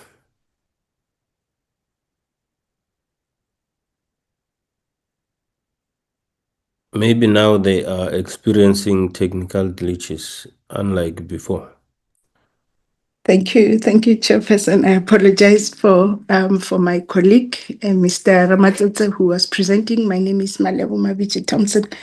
I am the acting commissioner. The question related to which, if documents are not in place, what we would then do. It's a very difficult question because it does relate to historical transactions. We do try as far as it is possible to see what other mitigating documents based on each case and what we have in front of us to ensure that we are indeed paying the right person the right amount of money that is due to them. So we will deal with it on a case by case basis, looking at what we have and what else we still need to have in place in order for us to process that claim and process it as a legitimate claim, so that when other oversight structures like the AG and everyone else comes in, we will be able to defend how we would have paid that as a claim. Thank you, Chairperson. Thank you. Honorable Zondi, of the questions you had asked, is there a question where you want to make a follow-up? Chairperson, no, thank you. I am covered. Thank you, Honorable Zondi. Honorable Mutubatsi? No, thanks very much, Chair, and also taking this opportunity to welcome the presentations. First, I think the presentation lists multiple stakeholders, And there was also an intergovernmental task team that was established to deal with dealing with these issues of payments and the likes. Now, what on the question of this intergovernmental task team, has it delivered the mandate that was to complete the payments within a period of 3 months? And if not, why? Also, in the stakeholders, I'm interested, Chair, in the Siamiso Trust. Who are the directors of this Siamiso Trust? Because it seemed to be very, and I'll ask the department to provide formal documents around the Siamiso Trust, its directors, its relation to the mines, and what are the MOUs that are involved there, and who is really involved in this Siamiso Trust. I'll appreciate if maybe if the doctor can quickly help these committees in terms of who are involved, because when you go into the documents, you seem not to be able to find them. I'll appreciate if that whole document can be submitted to the three portfolio committees chairpersons, that we can go through it and understand what lies through into this Samiso Trust and what is its role. The presentation also speaks to identifies this as a project, but there's no project plan, nor the start date and the end date. Why has the program operated for nearly 2 decades without a formal plan, timelines, and measurable deliverables? And what accountability framework exists to track commitments made by the presidency, the deputy presidency, since 2007?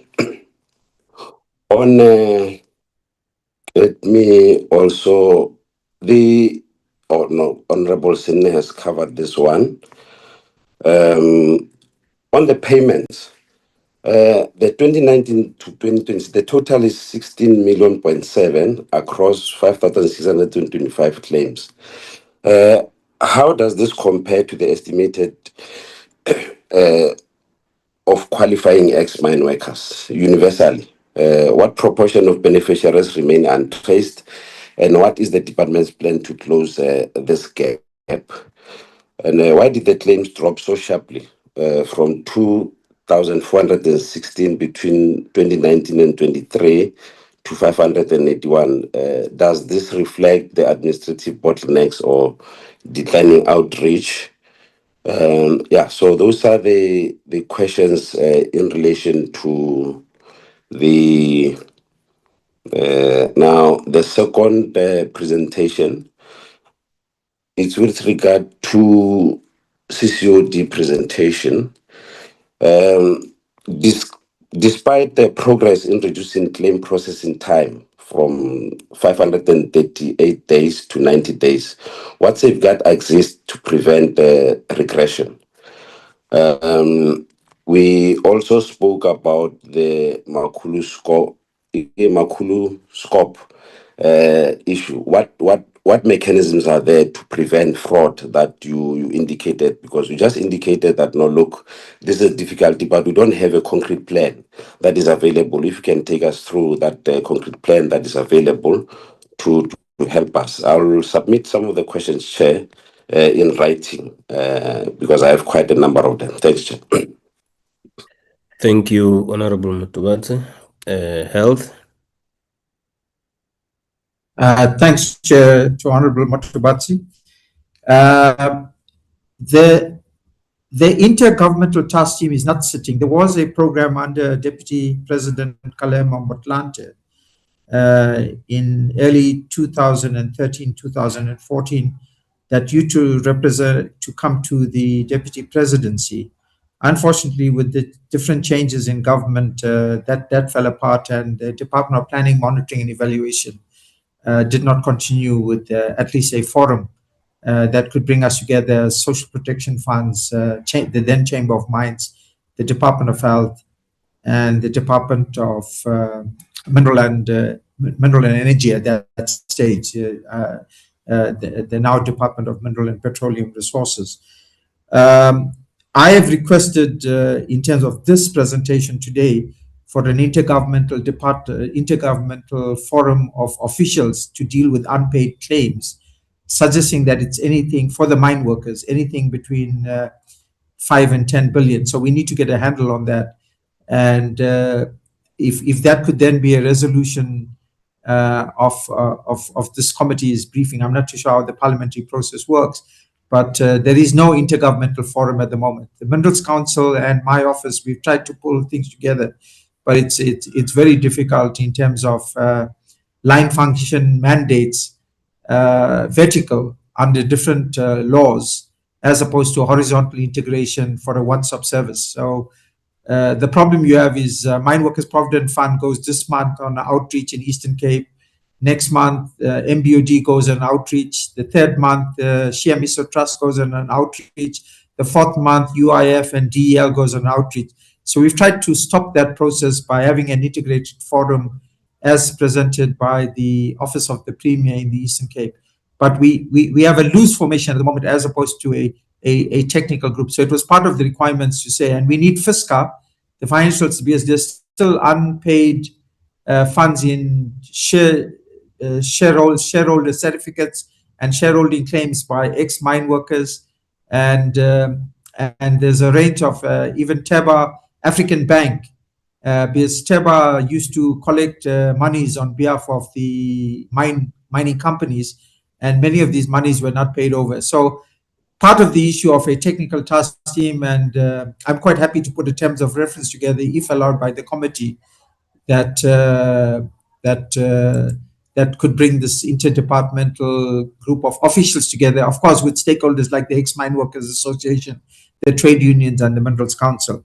So directly to the Honorable Matubatsi is the issue that there is no task team at the moment that's working on this in terms of process. I am a trustee on the Shia Trust on behalf of the Department of Health, and will make available the documents via the Shia Trust chairperson, Mayor Manas, and we'll make that in written to the, we'll work out offline with the parliamentary secretary as to how to get the documents through to the honorable members. Project plan and timelines and deliverables.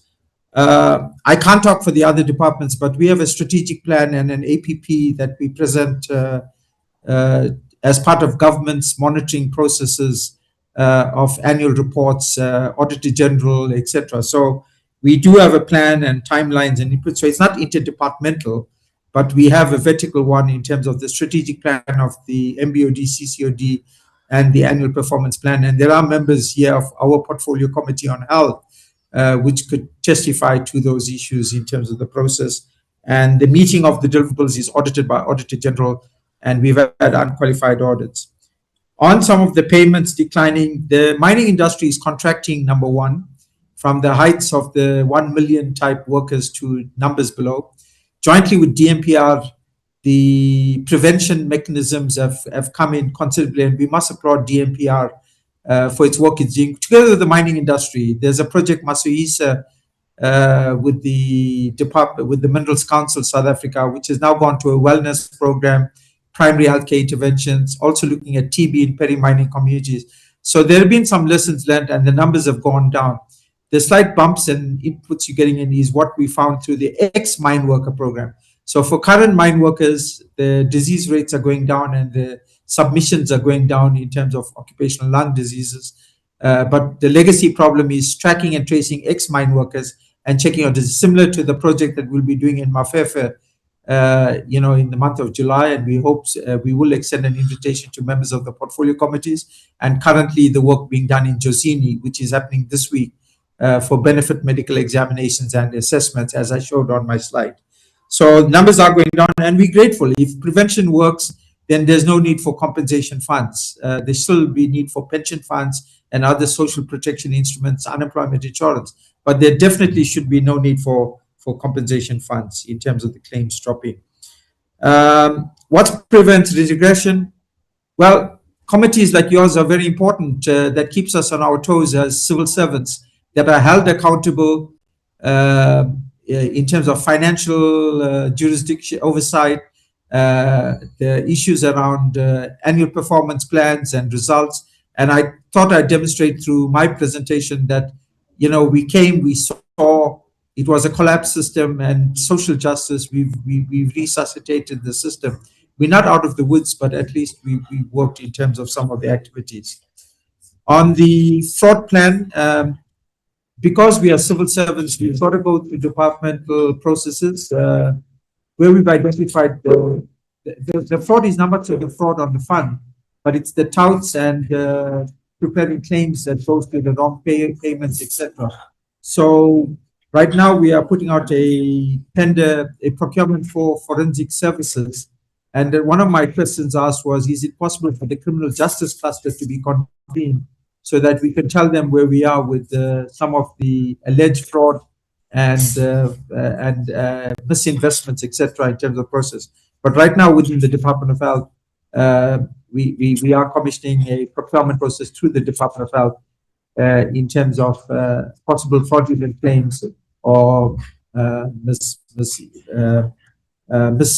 mistaken payments into wrong payments because of fraudulent documentation. The link with Home Affairs and identity documents for South Africans will go a long way to assist us with an online process. And that was the other issue I raised, that we've been trying since 2016 as the Compensation Commissioner's Office to get links to the Department of Home Affairs. And that's not been possible. So hopefully that could also be facilitated. Of course, neighboring countries, slightly different in terms of birth and death registration, ID documents, but we could discuss that probably through the SADC forums and other forums. But at least for South Africa, Home Affairs, the fraud procurement tender that we are putting out in terms of some investigations, and what prevents regression is being called quarterly to come and account to your committee, Chair. Over. Thank you. Employment and labor. Thank you, Chairperson. From my side, compensation fund, I think Dr. Berry has covered us quite well, especially with all the historical questions and the claims. I mean, he rightfully points out also with us also, it's the improvements, in occupational health, etc., that lead to, reduced number of claims, and that as we proceed. I believe the UIF might have some questions that pertain to them. Mr. Ramatsele, if you can, Ramatsetse, please, if you can answer some of the UIF issues, if there was any pertaining to you, please. Thank you very much, Chairperson. If I may, from the one of the Makuluscope from Honorable Mtubazi, as identified as a risk. Yes, it's a risk, but the identification strategy that we employed is that we made sure that all the ex-mine workers applications, taking the Makuluscope and the names that are on Makuluscope, we have the system called CI operation system that is linked to Home Affairs. And immediately we punch those names, they give us the ID number. And that ID number is the one when we release the payments to their account. We compare it with the banking details that are supplied by the client. And that on its own is on the computer system. And I must indicate that we got the 3 consecutive years clean audit as UIF in the province regarding this project of the ex-mine workers. And the AG has assessed this process and they did not find any defaulting. But to mitigate it, we are using the system that is linked to Home Affairs. To respond to the issue of the decline in numbers, I must indicate that, as I indicated during my presentation, that these ex-mine workers are the mine workers that they left the employment prior to 2001. And as I indicated that we started to pay these people from 2015 to the amount of 15 million rand as Eastern Cape. The report that we provided is from 2019, that it indicated 16 million.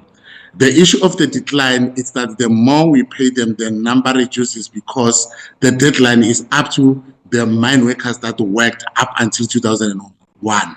Those that they leave the mining industry from 2002 to currently, they are covered by the normal process as stipulated in Section 17 of the Unemployment Insurance Act.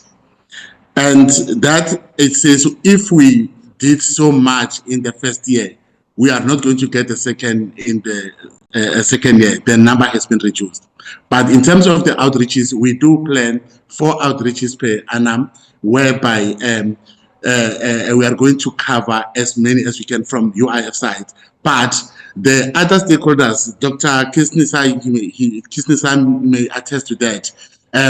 We were in with the SANDF where they came with their outreach, and we participated there, and we took the applications and we processed them. So the number of outreaches are not declining because every stakeholder in the province that they come with the number of the outreaches, we go there and participate and take these numbers. So the decline is just because of these ex-mine workers, they come to limitation because of the last is 2001. And yeah, I think this is all that I've indicated. But the issue of the challenge of the budgets, I must indicate that from the terms of reference, UIF, we have given the flat rate of paying up to 3,000 rands if the ex-mine worker produce only the Makulu scope.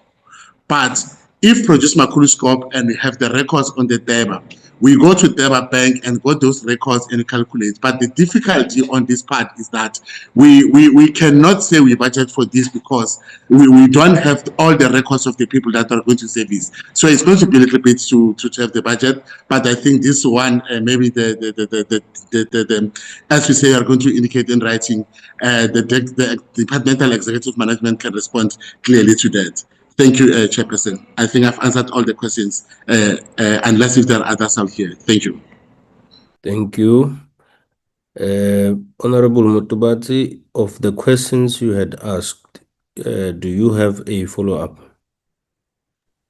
No, Chair, I appreciate the answers, but I just wanted the doctor, just on the issue that I asked on the, just briefly, Samiso Trust, its role, and what is its relation with the mining houses, the mines, and what is its share holding those individuals who are there. Although he's going to give us a document, but its role in the whole scheme of things. And Chair, I think it is very clear that this work that has been started today need to continue. Maybe we must recommend, I must recommend that we need to recommend an integrated task team that must put all these things together, because we are having issues in silos, and I think that will assist with clear timelines when we move forward. Thanks, Chairperson. Thank you, Honorable Mutubati. Doc? Now, thanks, Chair. My apology to the Honourable Member. The Shemiso Trust was set up as a class action settlement, 5 billion rand, that was an out-of-court settlement, and started functioning around about 2019. It has 6 members.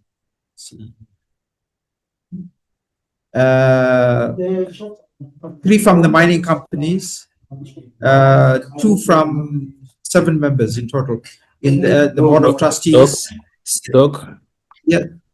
Yes. My apologies. Do you have your TV on or somebody speaking in your background? Oh, I do apologize. I'm in a portfolio committee meeting in Parliament. I do apologize. I'm at the TV conference, so unfortunately, that I do apologize, Chair. Okay. Thank you. Seven members of the Board of Trustees, 3 from the mining companies, that were the 6 settlement mining companies, and 2 members from the claimant lawyers. This is the ex-mine workers, and 1 independent member, and 1 member from the Department of Health. I am the 1 member nominated by the Minister of Health to the Board of Trustees. It's meant to oversee a budget around 4 billion in terms of what was set aside for the benefit payments to the ex-mine workers, and about 850 million rand, 85 million rands per annum for the next 10 years, starting in 2019 to 2029 in administrative costs. And so that's it. There is a website on the Shiamiso Trust which looks at its current activities, etc., and its reporting back. I have raised with the Portfolio Committee on Health that it's ideal for the Shiamiso Trust to be called to Parliament and to account in terms of its activities, and maybe that could be if the joint committees continue through your leadership, Chair. It could be that the next meeting would convene that could also have the Shiamiso Trust, and there's three other class action trusts: Asbestos Relief Trust, Kalakadi Relief Trust for asbestos, and the Quebecer Trust. And I think it'd be very useful to find out what were the activities and the payments and the support and how did that go. I hope that helps the honourable member, and I will ask for the documentation to be submitted as well. So 7 Board of Trustees, two from the claimants, 1 independent, and 3 from the mining companies. And the mining companies fund the activities of the trust as part of the settlement. Thank you, Chair. Over. Thank you, Doc. Honorable members, allow me to jump Honorable Zungula. Is still settling. He will indicate when he is fine. I should be going to Dr. Letlape and Honorable Nonzele, but allow me to take Honorable Silepe before he jumps into a flight. And then I will go back to Honorable Dr. Letlape. I hope that's in order with everybody. Thank you so much. Honorable Silepe. Honorable Chairperson, thank you very much. Deputy Ministers on the platform, thank you, Chair. My questions are going to be very quick and brief. Let me start with the question that to the doctor. What is the hold in the to unpaid ex-mine workers? Looking at the presentation, with the amount of money that is still kept in the coffers, that a number of ex-mine workers are not paid with few reasons, that some of them are untraceable. So I'm checking with, have they exhausted all the avenues of trying to get hold of those people, but also bear in mind that there's the element of fraudulent that may occur in the process. Let me also relate to my other colleague, Honorable Mutubasi, in saying that what are the mechanism of fraudulent that can be in place to check whether the applicant of that nature can be traced, that they're not forging the IDs to be the relative of the ex-mine workers. I just want to check with that one. And then number 2, the paid ex-mine workers, should we be confident that the money that has been paid, it really reach the real beneficiaries of that particular claim? Because we've been faced with a lot of fraudulent when it comes to things like that. And then I'm just checking whether the money that has been paid, if we can do the proper investigation, whether the money really reach the beneficiaries.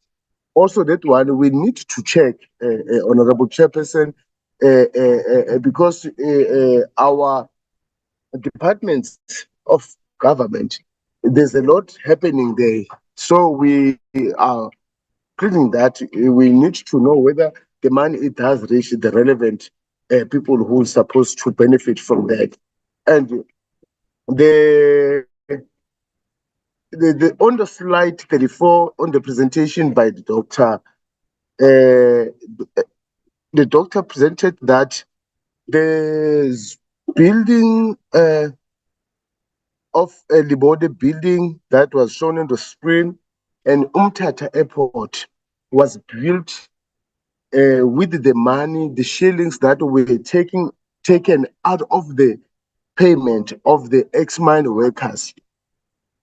Why those two buildings, that building and the Umtata Airport, not giving those ex-mine workers the shares to benefit from those two, the building and the airport? I think it can be justice can be served if those ex-mine workers can benefit from those buildings, because those are their sweat and blood.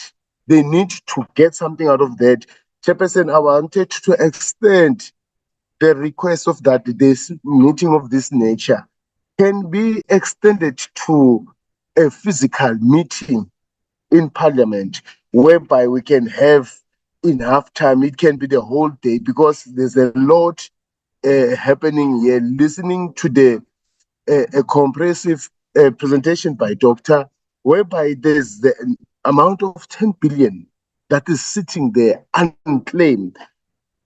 I can even, Chairperson, recommend that with that money that is available there, why not the money being taken and build the industrial areas to those areas where most of the ex-mine workers were situated?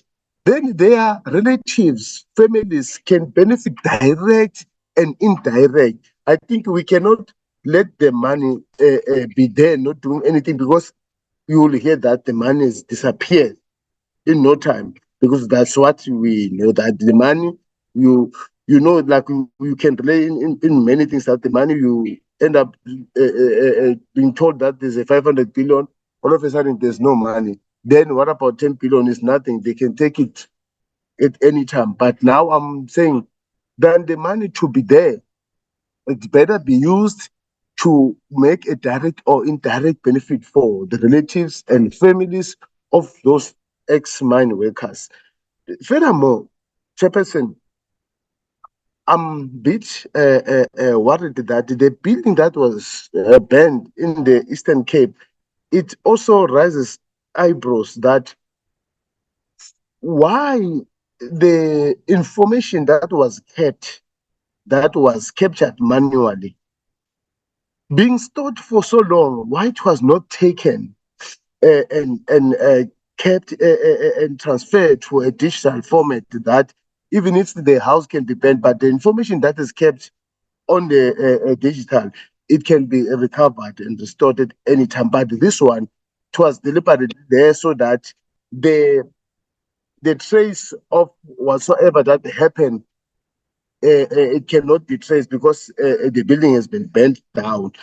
Then, Chairperson, with the period, the length period of the money for the ex-workers, if one was supposed to benefit 200,000 after the period that has worked, is the money stays in that particular amount, or as year goes by, it increases, or what? Because look at the tax increase, it always increases, and then it doesn't matter whether you were eligible to benefit 500,000, the tax is always on point. But what about the money? Do they give it to any form of investment, so that if one was supposed to benefit 500,000, does that money been invested so that it can get something more than that? Perhaps it can get 750,000, so that the money has been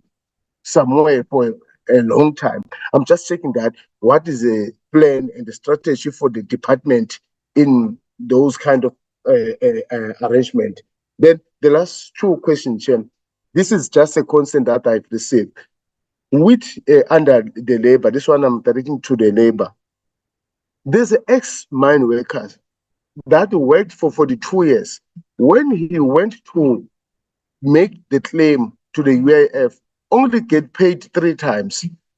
That is a challenge. That what system is there in 2026 that someone who worked for 42 years, when you go to a UIF, only get 3 payments? That is uncalled for. I just need the clarity on that one also, Chairperson. Also, 2020, last year, December 2025, the ex-mine workers on the slide 5 of Quad 3, that the housing support, I was surprised there's such thing, because last year, December, the ex-mine workers, their houses were demolished in the area called Krill in Pumalanga. They were demolished, and it was during December time. They couldn't enjoy their Christmas time with their families because all the village was demolished, and the only place they knew as home, that was the mine village, that the mine in the existence. They built those houses for them, and then the social justice in the instances like those ones. What is the department saying? Because it was nowhere to be found on that one. The last one, Chairperson, no, I think the audit trail for every engaged lodge with the claimant consent, the data protection for this one also go under the claim. The data protection, I want to know how are they doing to protect the data, so that we are saying no, a zero tolerance to the agent that I'm doing the claims for the ex-mine workers to be paid, because that's where the most fraudulent occurred. Thank you very much, Chairperson. Thank you, Honorable Selepe. Though I do need to say this, that to be fair to honorable members who will stay online while you fly, it's only fair to keep it very short so that they also have enough time to interact, because they're still going to be here to listen to everybody. But thank you for your submissions. Can I reiterate that to an extent possible, let's indicate on each and every question who we're directing it to, so that it's easier for them to be all responded to. Health. Thanks, Chair. Just on the issue of the unpaid and the funds, as I pointed out, across the different social protection funds, between 5 and 10 billion, and hence I think there's increasing support for an interparliamentary caucus team and an interdepartmental activity. The bulk, my 1.6 billion, 77,000 claims, plus minus, or 73,000, and 66,000 of those claims go back to before 2005. We've done our utmost, and Honorable Senna has pointed out that she was part of a team in the Northwest prior to this term of government that helped with the outreach activities and inputs. And I think it's going to need a special effort that I've asked Minerals Council to pull together, that can actually pull these things together. So there's 2 aspects. One, if it's a deceased claimant, to track the families or the dependents of the claimant, and if it's a living claimant, to try and get to that. And it's going to need a whole of government response of home affairs, social development, etc. We do know the districts, but in some instances we don't know the districts in unknown areas. TEBA has to be very much part of it, and the Minerals Council. So we think from the Department of Health side that we've exhausted all avenues, but we don't give up, and we continue, as I've just pointed out, Josini, etc., in terms of this process. We're working very closely with the Ex-Mine Workers Association, and they've got councils and branches, and that's one of the efforts. Of course, in neighboring countries, it's slightly more difficult, because of the social mobilization and actually funding the outreach activities. So we'll also ask for members. I did request constituency work. If you've got constituency officers, we're quite willing to make available documentation as well as IT systems. We will, and if you sign non-disclosure agreements, we'll sort out the issue around the names, etc., because that's the data privacy issues. On fraud, so when I first came in, we picked up administrative fraud, clinical fraud, and banking fraud. Now we have a system in place that it's fully electronic and inputs with the banks. There's a way of checking the bank account details of the individuals. So let me get some water.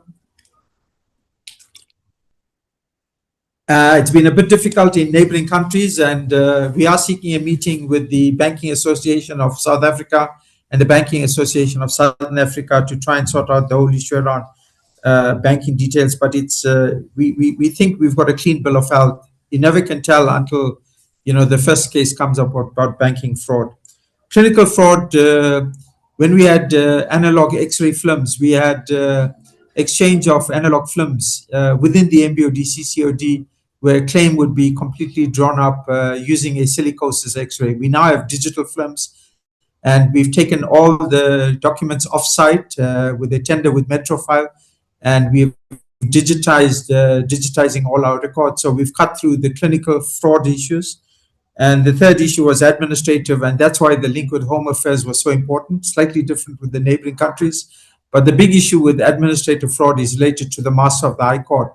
So Department of Justice is very important within South Africa and the neighboring countries, the Masters of the High Courts in terms of that process. But I think we've got a handle on that, and we are putting out the tender, as I pointed out, in terms of some of the fraudulent transactions that took place. Paid money reaching the real beneficiaries. We think we haven't done through the ex-mine worker councils and activities on the ground. We haven't actually done a survey because it's very individualized to the individual who receives a lump sum payment to then come and ask, what did you do with your money? Did you get your money? But I don't have any answers on that issue. But we think that the monies that we paid out, the 3.6 billion at least, has reached the individuals concerned and has made a difference in terms of the process. The buildings of Amtata and NHLS, I just gave that example. I don't have an answer. It's almost like, what do we do in terms of the settlement to bring this country into democracy? Is this a TRC process, or the only thing I could say to the Premier of the Eastern Cape is, could we put up a plaque at least? And unfortunately, the deferred payment scheme, I'm not too sure how AXA operates and shareholding and inputs, but it was just to give the example that our people really suffered in terms of the deferred pay scheme. And there's still a whole lot of money within African Bank, which links to the deferred pay scheme, that unpaid to many claimants. And that's why that interdepartmental committee might help to unlock many of these issues. So I gave the example of Amtata. I'm not too sure about the shareholding and inputs. The other building in Braamfontein is the National Health Laboratory Service Building. It provides the services for the country. That building was originally to do research on lung diseases, pneumonias, and vaccines, etc. It was again built at the cost of Money's Chamber of Mines budget. If you know that Wits University, by the way, started off as a Chamber of Mines building, Chamber of Mines funded university. So there's some interesting stuff we could do there, and those were the only two we could track. Of course, the third building is the sanatorium, which was donated by the Smuts government, the land, and we're not too sure what the funding arrangements were, but we suspect that monies from TERBA was also used for that building in, I think, around about 1910. So again, we could look into this and say what's the next steps in terms of the process. The Botha building, there are colleagues from the Eastern Cape here, but I think that's a different discussion on why we need to digitize records, including the Department of Mineral and Petroleum Resources of closed mines. and why right now I'm battling with the Minerals Council South Africa to get the current database of current biographic, demographic, and clinical records into our master database at the Medical Bureau. And it might be that your portfolio committee will summon us to a meeting and find out why this can't be done, or the Department of Health, when my act allows for it. And I've been battling in terms of getting that database to prevent the conditions which we just said, where buildings get burnt, records go, and then the poor beneficiaries don't have access to their inputs. Interest, unfortunately, this has been a difficult one. The money is the payment at the time of the benefit medical examination. And unfortunately, it doesn't earn interest. The only time it earns interest if it was a bank rejection, and then the interest accumulates till we find the person and can pay in terms of that process. Investments, we don't do dubious investments. We sit with the Corporation for Public Deposits, ABSA and FNB. It's a cash transaction at the moment of a 6 billion fund, and it's monitored, Auditor General audits, and there's no playing around with stock exchanges, etc., in terms of that process with investments. I think, Chair, those were the inputs to me. Data protection we cover because we do maintain clinical reports as well, and financial records of individuals, and we are in contact with banks, etc. Chair, back to you. I think Honorable Selepe has be left, but I'll go back to you, Chair. Over. Thank you. If he left, okay, still around. Can we have employment and labor? Great, thank you, Chairperson. So I'm just going to touch quickly. I think he was referring to our slide on the housing modifications. I just want to give clarity on that. There's no housing support. It's our pensioners who have disabilities, and they injured workers with disabilities, they pensioners. So we actually pay for any modifications in the house, you know, where someone has, for example, a wheelchair, and then we pay for the modification to build a ramp, etc., so you can have access, or the bathroom, you know, modifications, etc. So I just wanted to clarify that. And then I think on the UIF, they just have to reply, Mr. Ramatsetse, on the 42 years worker, and then the UIF, it was 3 payments. If UIF can please reply. Thank you. Thank you, Chairperson. Through you, the questions of Honourables Ndade Selepe. Chair, the ex-mine worker who worked for 42 years and being paid only the amount of 3,000. I indicate that this is the flat rate, and this was the instruction that was given on the terms of reference that I indicated on the first slide. And we, as at administration level, we take the orders as they come. And it was what was indicated by the task team that was led by the former Honorable Deputy Mkanje that was brought to us. So I will not be able to answer that accurately, but just to accept to say this is as per the terms of reference, or this is as per the one that was regulated after 2007 task team that was established. But on the issue of the fraudulent for the ex-mine workers, I need to indicate that from our side, we can only mitigate the fraud as the risk. We have the standard operating procedure for the ex-mine workers that is used in all the provinces. And one of the requirements is that all the documentations that prove that the dependent of the applicant is the dependent of the ex-mine workers. Like we needed the BI3 as a proof that you really incurred the cost of the funeral of this person. That is indicate also the relationship. This is one of the documentation that are required. But also for that, somebody must not come and use the ID number of the deceased or the information of the deceased to claim somewhere at another province or at another town. We have what we call the UPO in abbreviation. That's a Universal Processing Office, whereby all the applications that are processed, we store them there.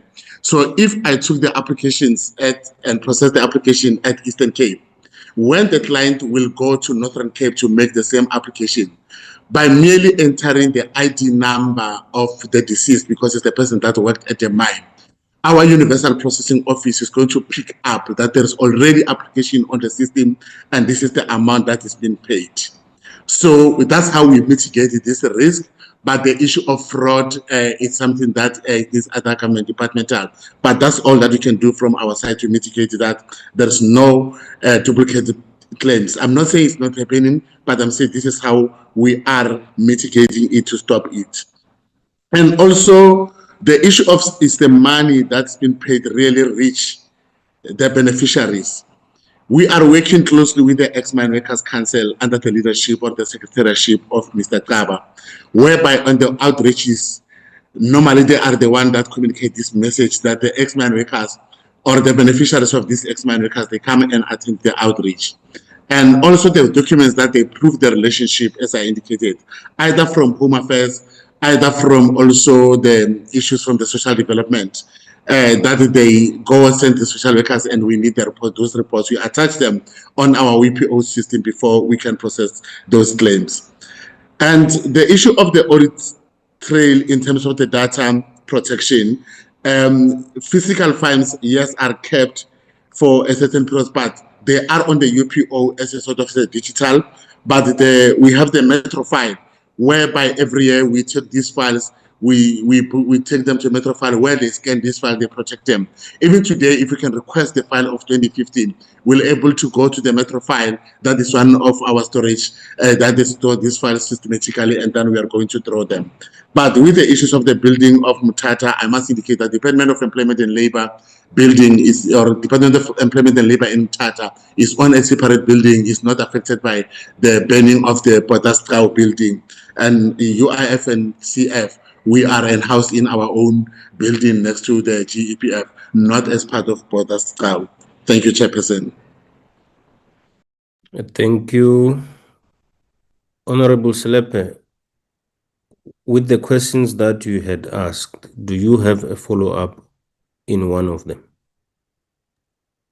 Yeah, Chairperson, thank you very much. I will send them through because I cannot ask now, but it's a follow-up question that I have, but I will send it. I won't wait here now. Thank you very much for this interest of time. Thank you, Honorable Selepe. Honorable Mukwele, I see your message, and your message indicates that you are facing some network challenges now. You want to speak now. I would suggest that because you come after Honorable Zungula, Honorable Litlape, Honorable Nanzele, Honorable Bason, Honorable Mbele, Honorable Mufukeng, please find a good location on this period between now and then for you to have a good network. Thank you, Honorable Zungula. Thank you, Chair. Firstly, greetings to everyone in the platform. To save time, let me just join in on the already established protocols. Also want to appreciate the work that is done when it comes to the issues of really providing social justice for ex-mine workers.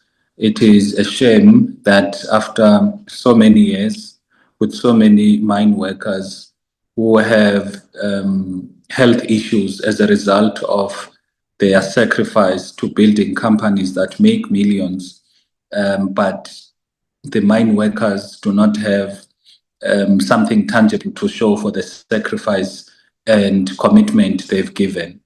So I think this initiative is going to work, particularly that there is evidence of billions sitting in the banks, but those billions do not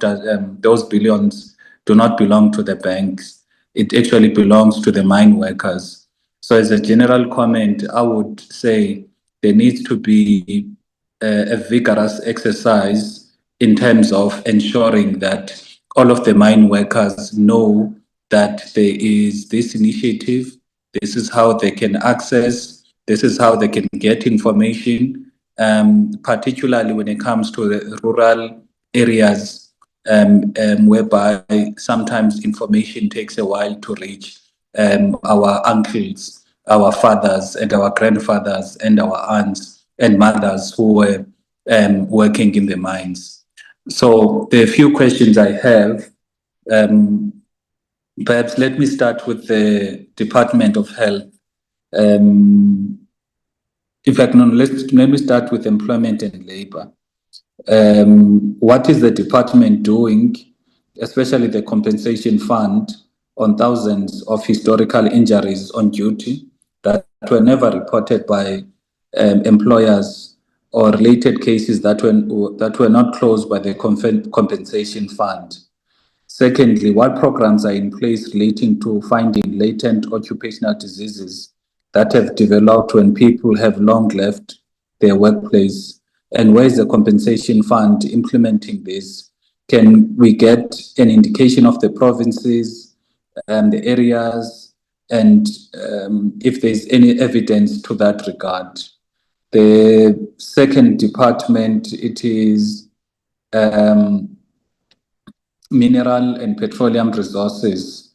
Is there any repository for historical medical files kept by the department? Because there are thousands of former workers that are denied access to the compensation due to unavailability of these records.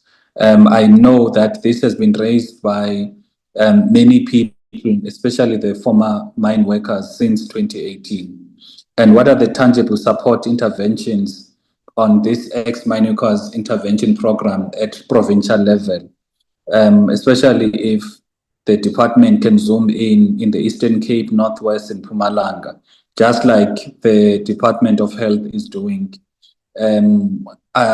Is the Department of Mineral and Petroleum Resources participating in these provincial initiatives? If no, why is that the case? The last question on minerals, where are there programs on economic reintegration of ex-mine workers within the mining industry substreams like mines, quarries, rehabilitation? The last department is health. When is Odimwa amendment going to be finalized? Are there any specific timeframes, as this delay deprives MPOD resource capacity to service over 100,000 ex-mine workers, especially in the Eastern Cape alone? And what is the department doing in the meantime to to work out the stopgap funding for MPOD to do its work while Odimwa amendment is still delayed? Then, as the last chair, I don't know who exactly will be best placed to answer these questions. It's relating to the class settlement account. I need to understand, where does it account, given that it is holding people's funds? Secondly, why ex-mine workers are not allowed to participate in the decision-making structures of these trusts, with well-known and recognized structures in the province and nationally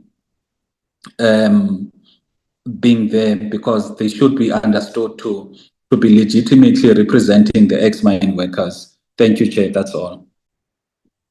Thank you, Honorable Zungula. Health.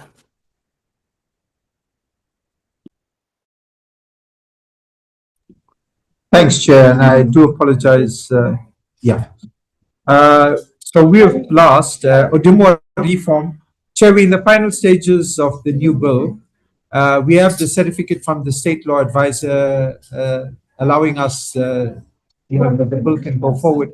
We're just waiting for the socioeconomic impact assessment, which is with the presidency now. There's background noise. Yes. Are you able to sort that one out? I'm going to try and sort it out to move to a quieter place just after this, but I've asked them to just keep quiet, unfortunately, at the TV conference in Johannesburg.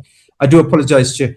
So we're waiting for the socioeconomic impact assessment to be for the certificate from the presidency. And I'm expecting that before the end of this month. And then we'll start the cabinet process with the social cluster, the forum of director generals, and then to the cabinet committee. My minister and deputy minister are well aware of the reform process and the acting director general.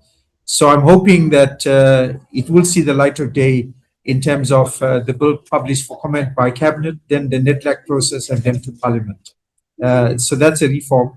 The class action settlement was raised, Chair, and again, I think that it'd be prudent for your committee to call the class action settlements to come. And I note the concerns expressed by Honorable Zungula in terms of the concerns about the class action and the accountability structures. The stopgap funding, the Premier of the Eastern Cape in 2024 convened a meeting of Minister of Health, Minister of Mineral Resources, the Minister of Finance, and I can't remember, there's one more Minister of Labor. And unfortunately, in terms of dealing with the ex-mine worker program, because it's a particularly acute issue, as you know, with 300,000 ex-mine workers in the Eastern Cape. Unfortunately, nothing came of that. There was the Global Fund stopgap measures, but would appreciate, I did raise the issues of underfunding to the Portfolio Committee on Health, but if there's any inputs that could be made in terms of unlocking, for an investment of 100 million, we should be able to unlock, at least the 1 billion in my side or overall some input. So I'd be quite willing to see what oversight process Parliament can take in terms of additional funding to the MBOD, CCOD, particularly apart from the other funds that we are trying to work with the Minerals Council. Minerals Council does support us by about 70 million rand per annum, but that goes mainly to back office support. So thanks, Chair. Over. Thank you, DMPR. Thank you, Honorable Chairperson and Honorable Zungula, for the questions. In terms of, indeed, I think the fundamental issue that Honorable Zungula indicated is what happens with the historic records. I think one of the biggest challenges that we've identified, and hence we promulgated the Mine Health and Safety Act, that the previous legislation, including the Mines and Works Act of 1956 and the Minerals Act that came thereafter, they were not explicit on, first of all, health-related matters of the workers. They are more on safety and reporting on safety. And lastly, on the issue of keeping on records. And hence, we've been, as Dr. Berry indicated, we've been working together with the Minerals Council and probably DEB as well to see if we can have access to the older records. The records that we have are the records that we have received in terms of the provisions of the Mine Health and Safety Act, because Section 15 of the Mine Health and Safety Act basically cured the challenges of the past, where it required explicitly for the mines that are closing to provide that information to the department. So there we can be able to assist when for the relevant information. And in terms of economic integration, indeed, we as a department, as our Deputy Minister indicated, Deputy Minister Mqina, that we do rehabilitation of the relict and ownerless mines. We generally focus on high risk DNO sites, mainly it's asbestos and also the gold mines, where there are openings in close proximity to where communities stay. So in terms of the adverts that we put through the MinTech, we make it clear that there must be involvement of the local companies from the local communities, and also the local people should be employed on those programs, and that's how we ensure that there is involvement for the people who might have been affected through those DNO. Thank you, Chairperson. Thank you. Thank you, Dr. Msiza. Employment and Labor. Thank you, Chairperson. So from our side, I'm not aware of any thousands of historical injuries, because I know that in terms of ex-mine workers, because RMA has, I think RMA even started in 1894, and especially with the new management, etc., they do have records, and they've assured us that there's no outstanding historical injuries. There's no outstanding historical injuries in terms of what they've done since they have the mining class. But that's why we still do the outreaches, because even though we don't have that burden as Dr. Barry has, because he's his lung diseases and he tends to show up much later, the lung diseases fall under ODIMWA, and we deal with the injuries in terms of ex-miners. In terms of our occupational diseases, we do have a schedule that relates to occupational diseases, and we do have processes in place in terms of our compensation for occupational diseases. So I can give assurance that there are processes in place, but also just to bear in mind that in terms of the lung diseases, those are under Dr. Barry. But we do pay, I think, especially with diseases on ex-mine workers, the hearing loss, that's most common. And those are the claims that we get quite a bit in terms of ex-mine workers, and even current mine workers and their injuries. Thank you. Thank you. Honorable Zungula, of the questions you asked, do you have a follow-up? Yes, Chair. The issue of the settlement trust, where it is accounting publicly, and the ex-mine workers participating in the decision-making structures of the trust. Thank you. Okay. Who's going to take that? Chair, it's myself.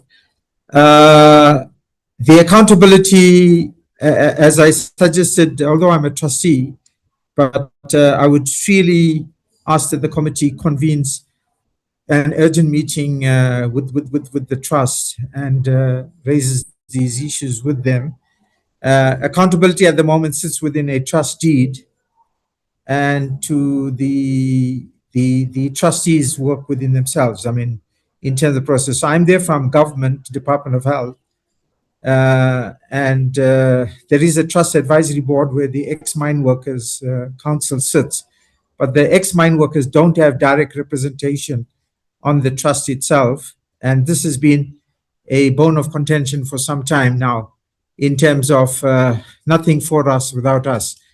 There are two trustees that are supposedly representing the claimants that are on the trust. And what I will do is make available some documentation via the trust, but also the names of the trustees, etc., to your committee and to Honorable Zungula via the secretary of your committee. Thanks, Chair. I'm sorry I can't give any more information on the trust because I'd be outside of my pay grade in terms of the inputs, in terms of the process. But the accountability sits within a trust deed in terms of an out-of-court settlement. I had raised the issue around the coal class action now, and hopefully some members will touch on actually trying to bring a settlement in terms of the coal class action. Chair, my apology, I haven't been able to find a decent facility, so we'll just have to try and work through your listing. I know it is irritating to portfolio committee members. Over. Thank you, Doc. Honorable Dr. Litlape. Thank you, Chair, and greetings to the deputy ministers and all the people on the call. I'll be brief. My questions would be to the commissioner, but I'd also expect answers from the others. In terms of coordination and cooperation and synchronization, what is it that can be done on the legislative side to ensure that it doesn't become voluntary participation, but it's something that is expected of officials to work together? Because there's always this challenge of getting outcomes when it's sort of something of a loose nature and voluntary.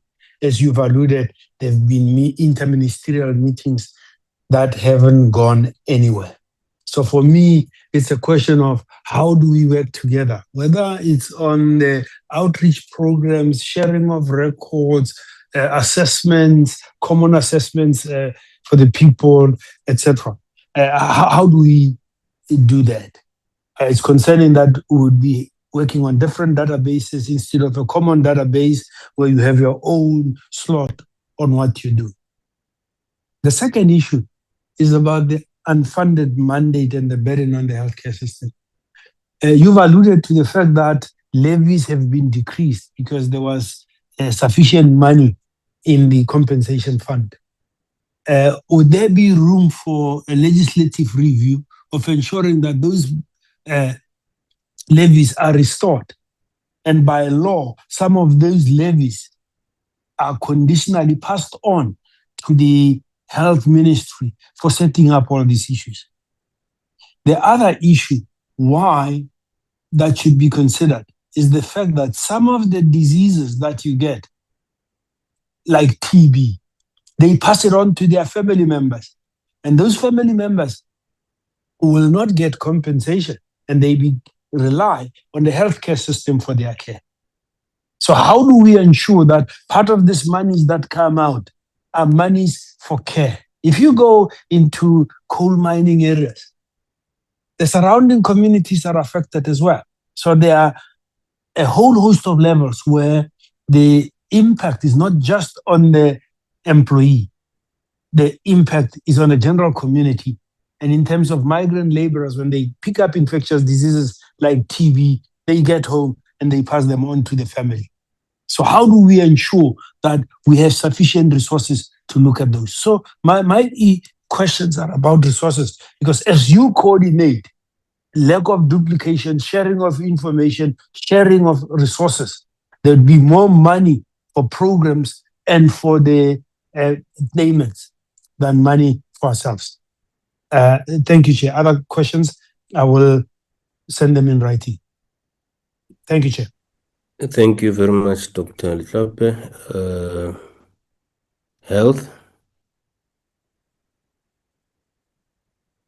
Thanks, Chair, and appreciate Honorable Letlape. I must say I don't have answers to many of the questions that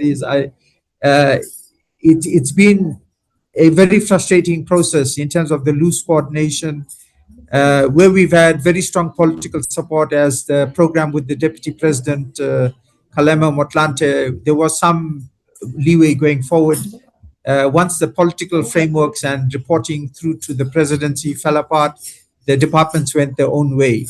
So Honorable Letlape is correct in terms of the mechanism. Loose arrangements don't work. We've tried to the Office of the Premier in the Eastern Cape to pull together, but that's the Office of the Premier in the Eastern Cape. It doesn't work in other provinces where health is the main driver and the other departments don't come to the party. So I don't have an answer other than saying if we had a one-stop service, as we try to do for the ex-mine workers and the dependents, it'll be ideal. And hopefully out of both the political process through your office, as well as probably the interdepartmental team, that we could look at this process of coordination, collaboration, shared database, etc. We've tried to do it through the Minerals Council, but I'm not too sure who cracks the whip in terms of this process. The unfunded mandate and sufficient monies and levies restored, I think it's a discussion we need to have with the Minerals Council. And as a stopgap measure, they are providing some funding at the moment to the tune of 70 billion per annum.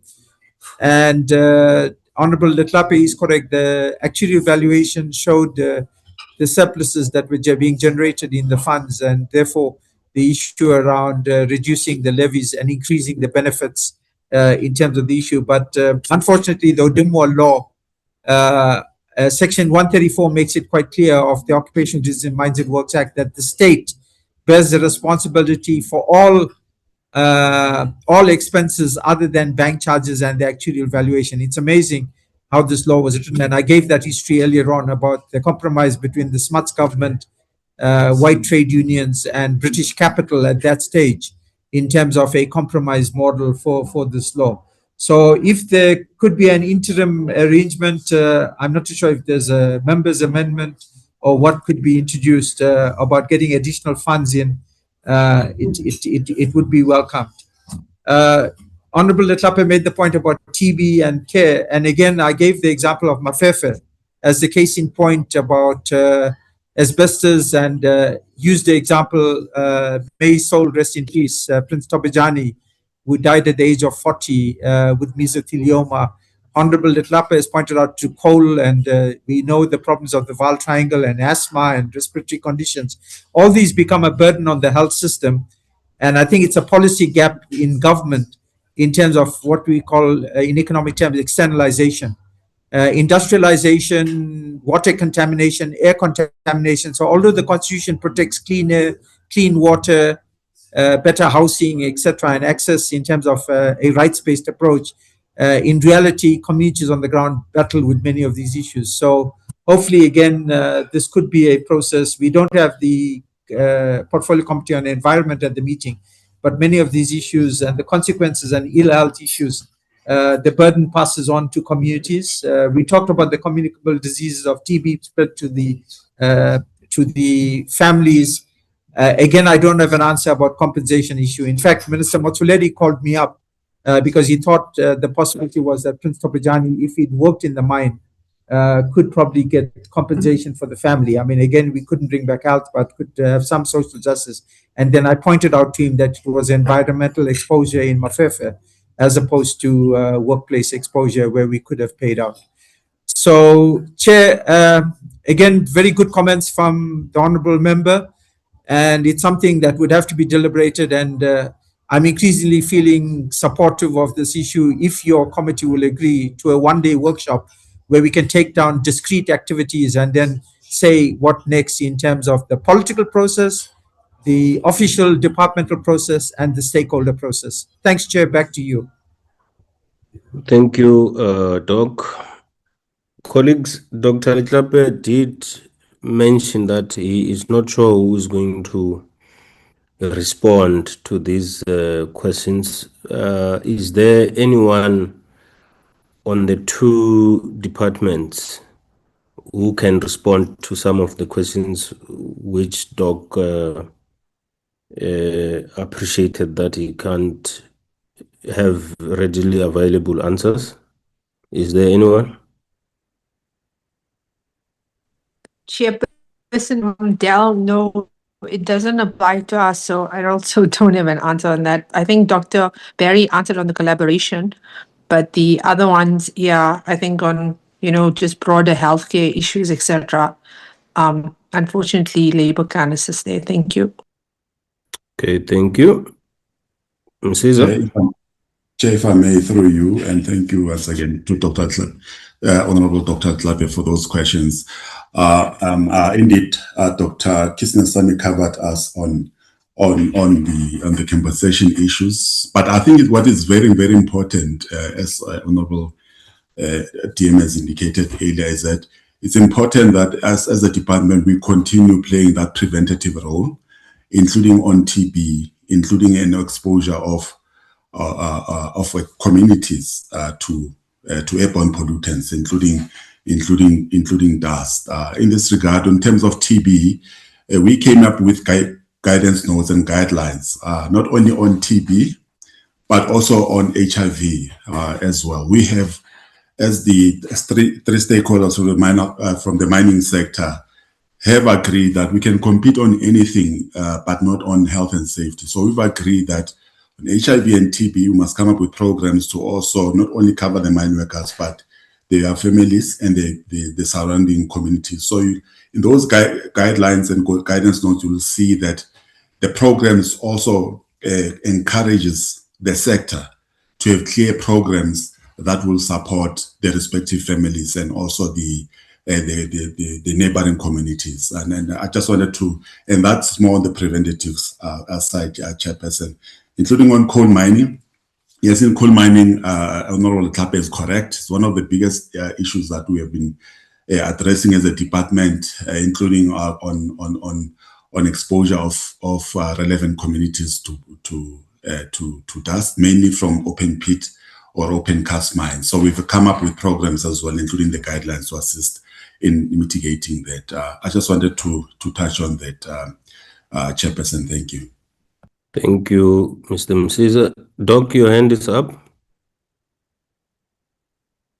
I thought Honorable Leklape might relate to a different issue on TB.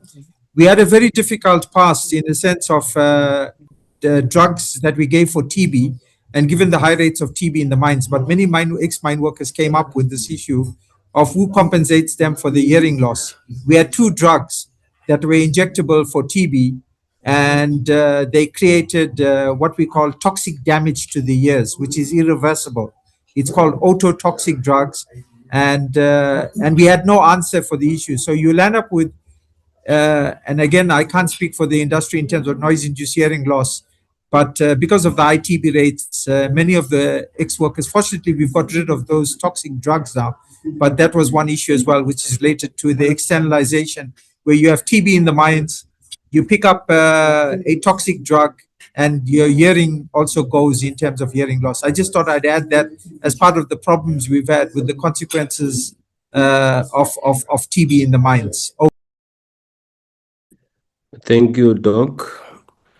Honorable Dr. Leklape, I am appreciating that there are some questions that you may have in following up because there are no readily available answers. Will I be unfair if I don't ask you whether you have follow-up questions? I know you to be a fair person, Chair. So I wouldn't consider it as unfair. So I might just make a statement so that they don't need to answer. The need for a workshop going forward, the need for the officials to help us in terms of how we can make this work, and if there are any joint proposals or legislative framework that can help us overcome the issues that we have discussed. Thank you, Chair. Thank you, Honorable Dr. Leklape. Honorable Nontsele. Thank you, Honorable Chair. Let me also write on the protocol that has been observed.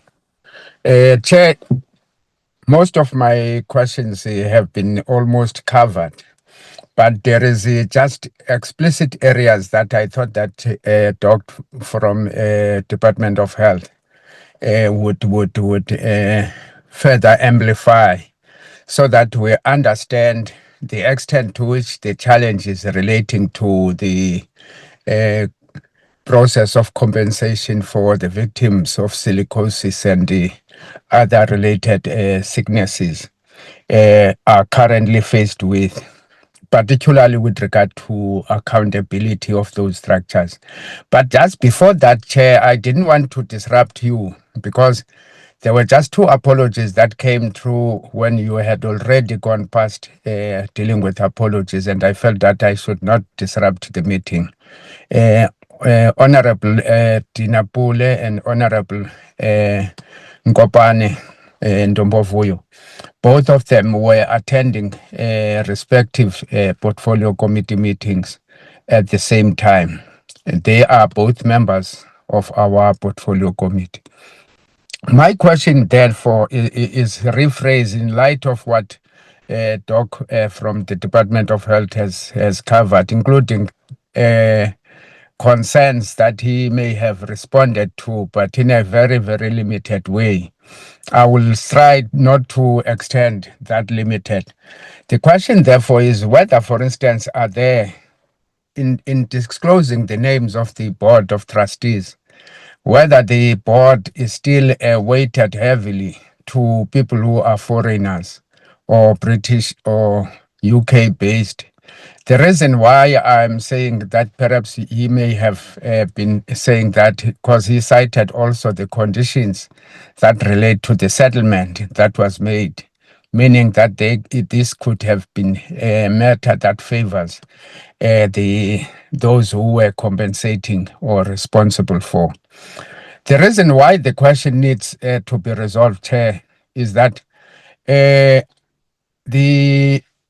mining companies, particularly those who are currently offshore, are the major beneficiaries of all the pain and the difficulties that our communities went through, including the victims that are now being compensated. As already it has been elaborated with regard to even the class action that took place. It was not a bed of roses. It was a lengthy process to an extent that some did not even, or in fact, did not even complete the process because they were victims of silicosis. So by the time it was settled, they had already lost their lives. So the key question, therefore, is whether, for instance, is there any way that we can, in fact, deal with those limitations, particularly because if you have a board that is weighted towards the UK or owners of the capital, why is it not necessary, therefore, to limit the cost, including having those meetings in the manner that we're having now, so that they remain there? They do not go on junkets always when coming to South Africa. The cost that is carried by the very same fund that is being used to compensate for workers. The last point, Chair, is with regard to the coverage by the areas of work Doc has covered. There are quite a number of areas that do not seem to be covered, particularly when you take it against the backdrop of, I'm making an example of, because I come from Eastern Cape. The western part of Eastern Cape, your areas starting from Komani, Whittlesea, Cradock, Graaf Reinet, up to Colesberg, which is now in Northern Cape. In the olden days, during the apartheid era, the area called Komani served as a central point for the coordination of all mine workers who were recruited from those areas, including the rural areas, if you go to Lady Frey and so on. And those areas have not been covered. And perhaps the suggestion one would want to make is that if for instance, the visits can be aligned to the sites which the Department of Employment and Labor has also covered, which also mentions the areas that I'm talking to, so that we have a comprehensive coverage of all provinces. I'm just using Eastern Cape as an example, but a comprehensive coverage, because also people have moved. Some people you could have got in rural areas 20 years ago have since moved into urban areas, whilst others have moved to different areas, which means that in as much as the records could show that people were essentially based in Cradock, but you'd find them now, they have since moved to Esbelin. I'm making an example also about areas I know. So all that should in fact make it possible for the exercise that is currently being undertaken, so that no one would be left unattended. When the fund says we have gone the length and breadth of the country, checking on the victims of silicosis and related sicknesses, we have not left any area unattended. Otherwise, because it would have great injustice if you would have quite vast areas that remain unattended when this exercise is completed. So that would be these two areas, Honorable Chair, and sorry for taking too long in explaining these two. Otherwise, I'm covered by the earlier questions. Thank you, Chair. Thank you, Honorable Nonzale. And I think the two apologies should be well received in the spirit in which you tabled them. Doc? Thanks, Chair. And again, apologies for the background noise. So the big issue is the Board of Trustees. Sorry, Chair, I again will make that that available. I don't know about the origins of the Board of Trustees. I can just say, for want of a better term, the black, white, Indian, African Indian, colored on it. But I think from the trustee names, and maybe that could be something raised directly with the chairperson of the trust in terms of that, and whether there's anybody who's got foreign citizenship.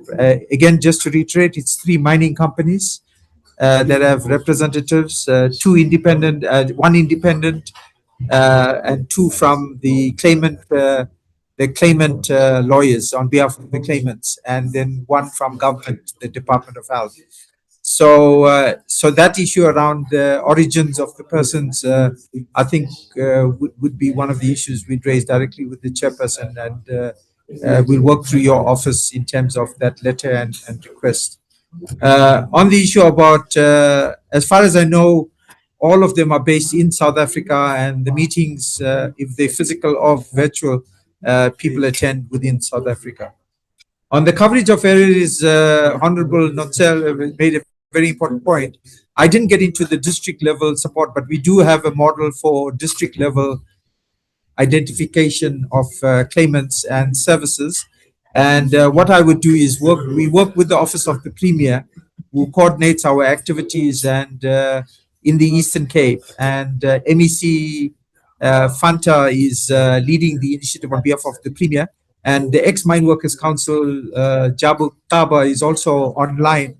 And what we'll do, we'll just make sure that we note that we don't just cover the northern part towards the Transkei side.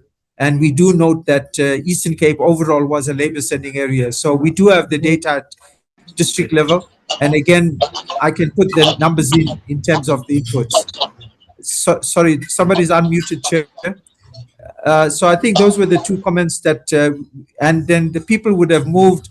That's unfortunately, we don't have an updated database, and it's something that we're working where exchange of data with the IEC gives us some data for people who have registered, the banks, and I gave you a database where we're exchanging, and hopefully with Home Affairs would also help. We're very keen on a database exchange with UIF, because UIF should have had every registered worker, and that's something I'll take up offline in terms of the issues. But just to suggest to Honorable Nonsela that we are not neglecting parts of the country. It's just that funding constraints means that we go to highest areas of greatest yield, but we have to cover all areas, including the parts that he mentioned on the so-called western or southern part of the Eastern Cape. Chair, back to you. Thank you, Doc. I think your questions, Honorable Nonsela, were directed to Doc. Okay, Mr. Morgan, can you come in? I suspect there's a question that was coming to you as well.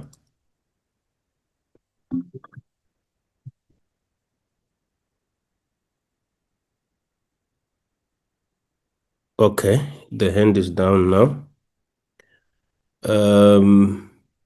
Honorable Nonsela, were your questions covered?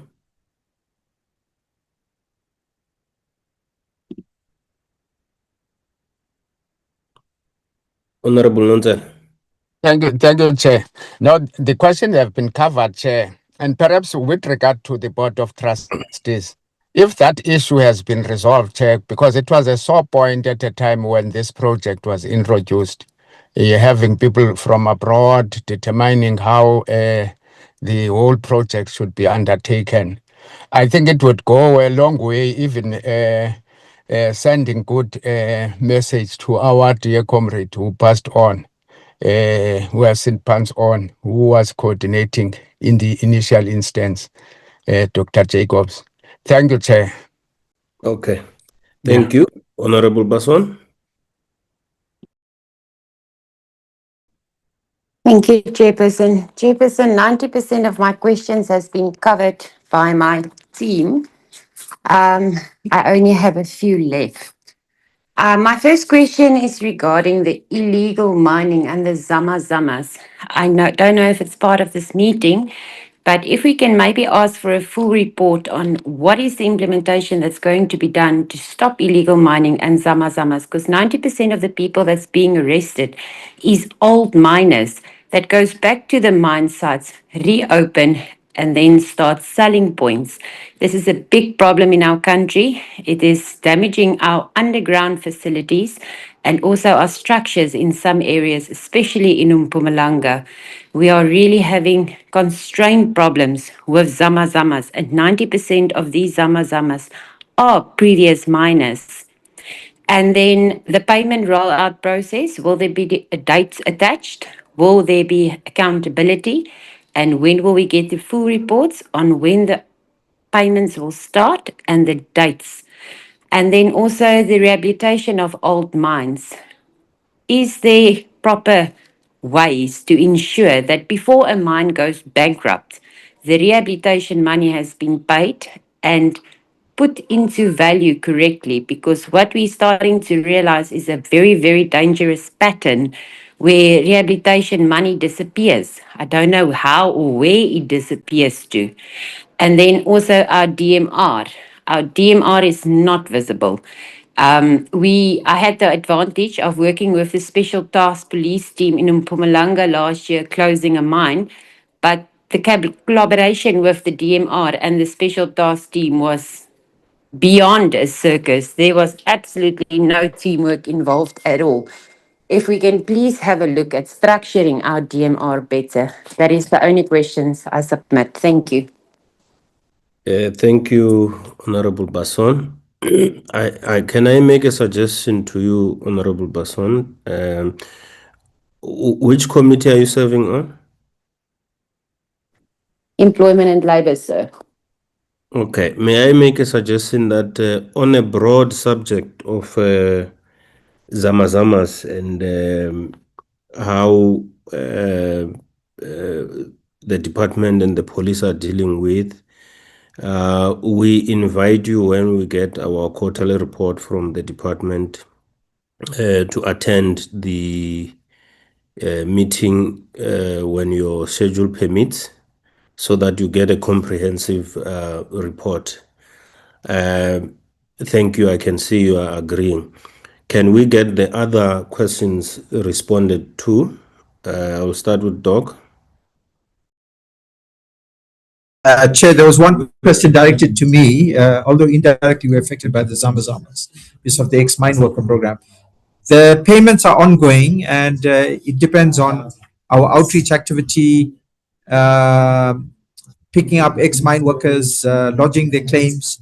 So there's a process for unpaid claimants and tracking and tracing them, and there's a process for new claimants, or if they've moved from first degree to second degree. If they move from second degree, then they come into the system. So payments are ongoing, and we do report, at least at this moment in time, to the Department of Health on quarterly reporting on the 4 quarters in terms of the annual performance plan, etc. So just to say, payments are ongoing, and there is no beginning and an end in terms of the payments process as far as the occupational lung disease is concerned. On the Zamazamas, it is worrying. We don't have an answer on the Zamazamas because these are probably ex-mine workers. And we've treated anybody who comes in for a medical assessment as a mine worker, ex-mine worker, provided they have a record of service, the maculoscope, etc., and we could check against the database. We don't go into the recent history as to whether they've done illegal mining. So we've seen it purely as a health and compensation matter. But through you, Chair, I guess DMPR is better placed to answer the Zamazama question and the rehabilitation issues through the chair. Over. Thank you, Mr. Msiza. Don't answer on the Zamazamas. We will deal with that, and we will invite the members specially to the committee. No, thank you indeed, Chairperson. I think we are covered with the Chairperson's suggestion on the way forward regarding Zamazamas, because it will also cover what we do in terms of collaborating with other stakeholders, including the SAPS, and also what we do in terms of mine rehab, including the arrests and the demographics of the arrests as well. I think I'm covered, Chairperson. Thank you. Thank you. Honorable Basson, are you okay?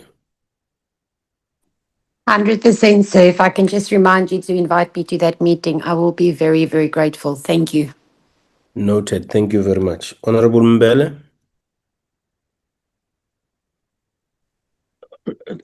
Chairperson, I have got an apology from Honorable Mbele that she had to attend to a health matter and she will submit questions for written response. So you can proceed, Chair.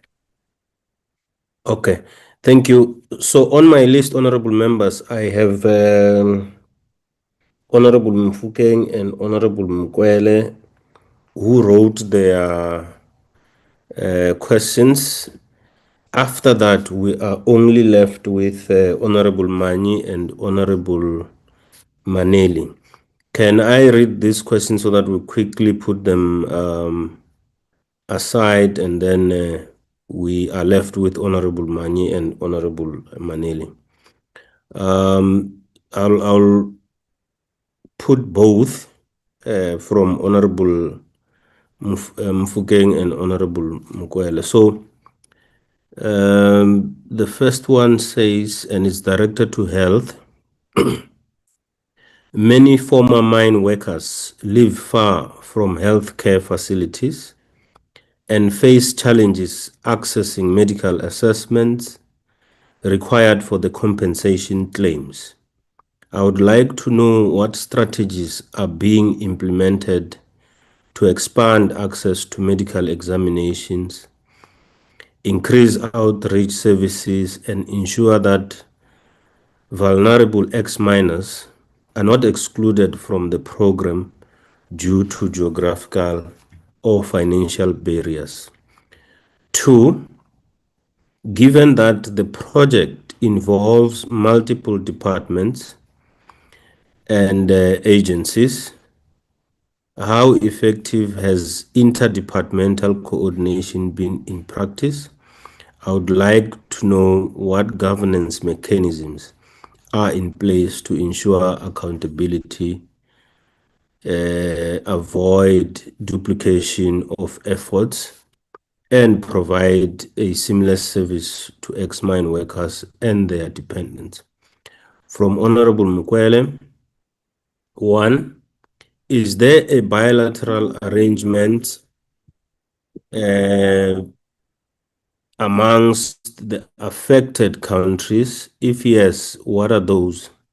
How do you track, that's 2, how do you track and trace those workers who passed away, especially in Northwest and Northern Cape? 3, the relief that is sought by the DEL, I guess it's Department of Employment and Labor, in terms of the renovation of houses of those workers that are injured. How do you assess those that qualify? I'll leave it at that. Can we please get responses so that we move to the 2 last speakers? Dog? Chair, thanks. I did respond in that, but I'll give so it is a problem about access, and we do recognize that.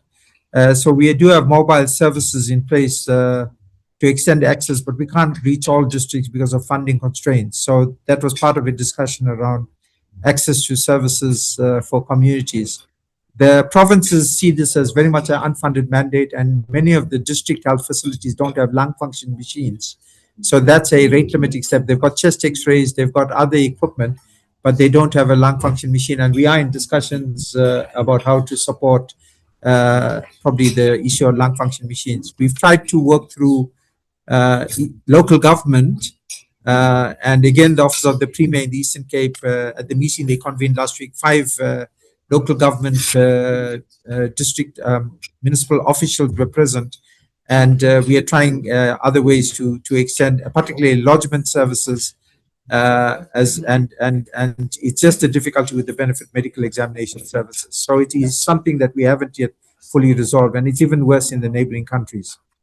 Interdepartmental coordination could be better. We've discussed this through some of the honorable members, and we're trying via Minerals Council to better coordinate and Commissioner Fakir did give some inputs to say that data sharing, etc., but it can be better. We think the workshop, the interdepartmental committee, if your committee pushes that agenda, that would be the first start in the process of officials then preparing for the workshop with Parliament, the full day workshop, which is, I think, would be fantastic to then tease out individual discrete activities. The best example we have of coordination, one-stop seamless service is the Office of the Premier in the Eastern Cape. We've tried that with Northwest, KZN, but it depends on the political will at a certain point in time. Once the political will or there's a change of government, it's not sustainable, as Honorable De Klappe has pointed out. So there needs to be a better interdepartmental coordination, accountability and support in terms of this process. So we do get the political will, then when a politician changes, it moves away. And that's been the difficulty. But Office of the Premier has been strong in the Eastern Cape. We haven't managed to replicate that model in other provinces in terms of it, and definitely couldn't replicate the model in neighboring countries through the Office of the Prime Minister or the Office of the President. Thanks, Chair. I think those were the two questions. Over. Thank you very much. I'm not going to ask them whether they are fine or not, because I read these questions as a result that they can't, they are not in a position to speak. I hope they find it in their hearts to forgive me. Honorable members, who will pass to Honorable Mani. Thank you, Chairperson. I think I've already done my greetings. I think Chairperson, government and industry should really be ashamed that a country that extracted trillions of rands in mineral wealth still have tens of thousands of former mine workers waiting for compensation, health support, and social protection decades after they sacrificed their health underground. So, Chairperson, I'm going to have 3 questions for each of the presentations. On the first one on health, one on the issue of unpaid benefits and compensation. The presentation indicates that approximately 73,000 unpaid CCOD claims valued at 1.6 billion, together with nearly 2.9 billion in unpaid mine workers' provident fund. Question is, what are the precise reasons for these unpaid benefits, and how many claimants have died before receiving their benefits? And exactly what binding timeframes has government set for clearing the entire backlog? Chairperson, also just in the interest of time, and as you know that I generally don't like responses, but I want answers. I'm quite happy for all the questions I'm going to ask that they can be responded to in writing, because they can be answered in writing, because I don't like responses, I like answers. The second one, Chair, on the mine health and regulatory failure. Despite decades of regulation, thousands of mine workers continue to contract tuberculosis, silicosis, and occupational hearing loss. Question is, which mines, mining houses, and commodities currently record the highest incidence rates? And what enforcement actions, penalties, or mine stoppages have been imposed by government over the past 5 years? The last question on this department, Chair, on the mineral wealth versus workers' conditions. The presentation states that South Africa possesses mineral wealth valued at approximately 25 trillion, yet over 1.6 million former mine workers remain a vulnerable population spread across Southern Africa. So the question is, Chair, what percentage of mining generated wealth has been directed towards worker health compensation and social protection? And does government believe the current system adequately compensates workers for the health sacrifices made in building the mining economy? And then on the employment and labor, Chair, 3 questions briefly. Firstly, on the governance failure and lack of policy authority.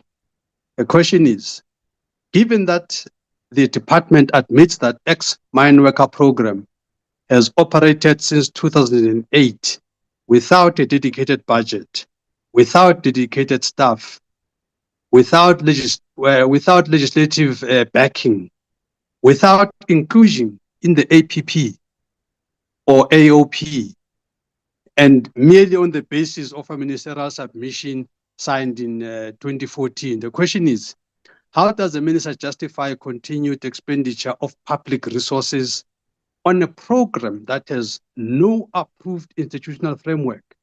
And who will be held accountable for this governance failure?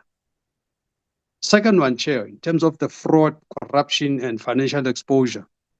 Question is, the department itself acknowledges a high risk of fraud and abuse in the ex-mine workers program, including the use of the same supporting documents by multiple claimants in different locations. Question is, how many suspected fraudulent claims have been identified since 2008? And what is the estimated financial exposure to the compensation fund and UIF? And how many cases have been referred to the SAPS, to the SIU or Hawks for criminal investigation? And the last question, Chair, in terms of delivery, failure to deliver justice for former mine workers. The presentation reveals that thousands of claims remain unpaid, rejected, or pending because government cannot trace beneficiaries. They cannot verify employment histories, they cannot resolve banking system failures, or obtain supporting documentation. The question is, after almost 19 years of interventions, task teams, and steering committees, what measurable outcomes demonstrate that government has succeeded? I'm not looking for activities, Chair, looking for outcomes. And by what date does the minister undertake to clear every outstanding legitimate ex-miner claim nationally? And then as I sit down, Chair, I was wondering if maybe I must leave this one, Chair, but I was actually going to ask if we can get this table before Parliament, maybe within 30 days, something that's going to talk to province by province, reconciliation of total claims received, total claims approved, total claims rejected, total claims pending, total amount paid, total amount still owed, estimated number of former mine workers and dependents who remain uncompensated. But I will leave it, Chair. But I think some of the issues that are at the back of my mind. As I said, Chair, if there are crisp answers, I'm happy to hear. But if I'm going to get responses, I'm quite happy that they must be reduced to answers and in writing, Chair. Thank you. Thank you very much, Honorable Mani. The Department of Health, DMPR, and Employment and Labor, you are at liberty, as Honorable Mani is requesting, to see which ones of the questions you will give in writing and which ones you will respond to now. I'll start with Doc. I can try, and we'll also put things in writing. On the unpaid benefits and the reasons for it is the travesty of justice is the poor record keeping by the mines, the poor record keeping. So I pointed out the 73,000, but 66,000 of the 73,000 are even before 2005.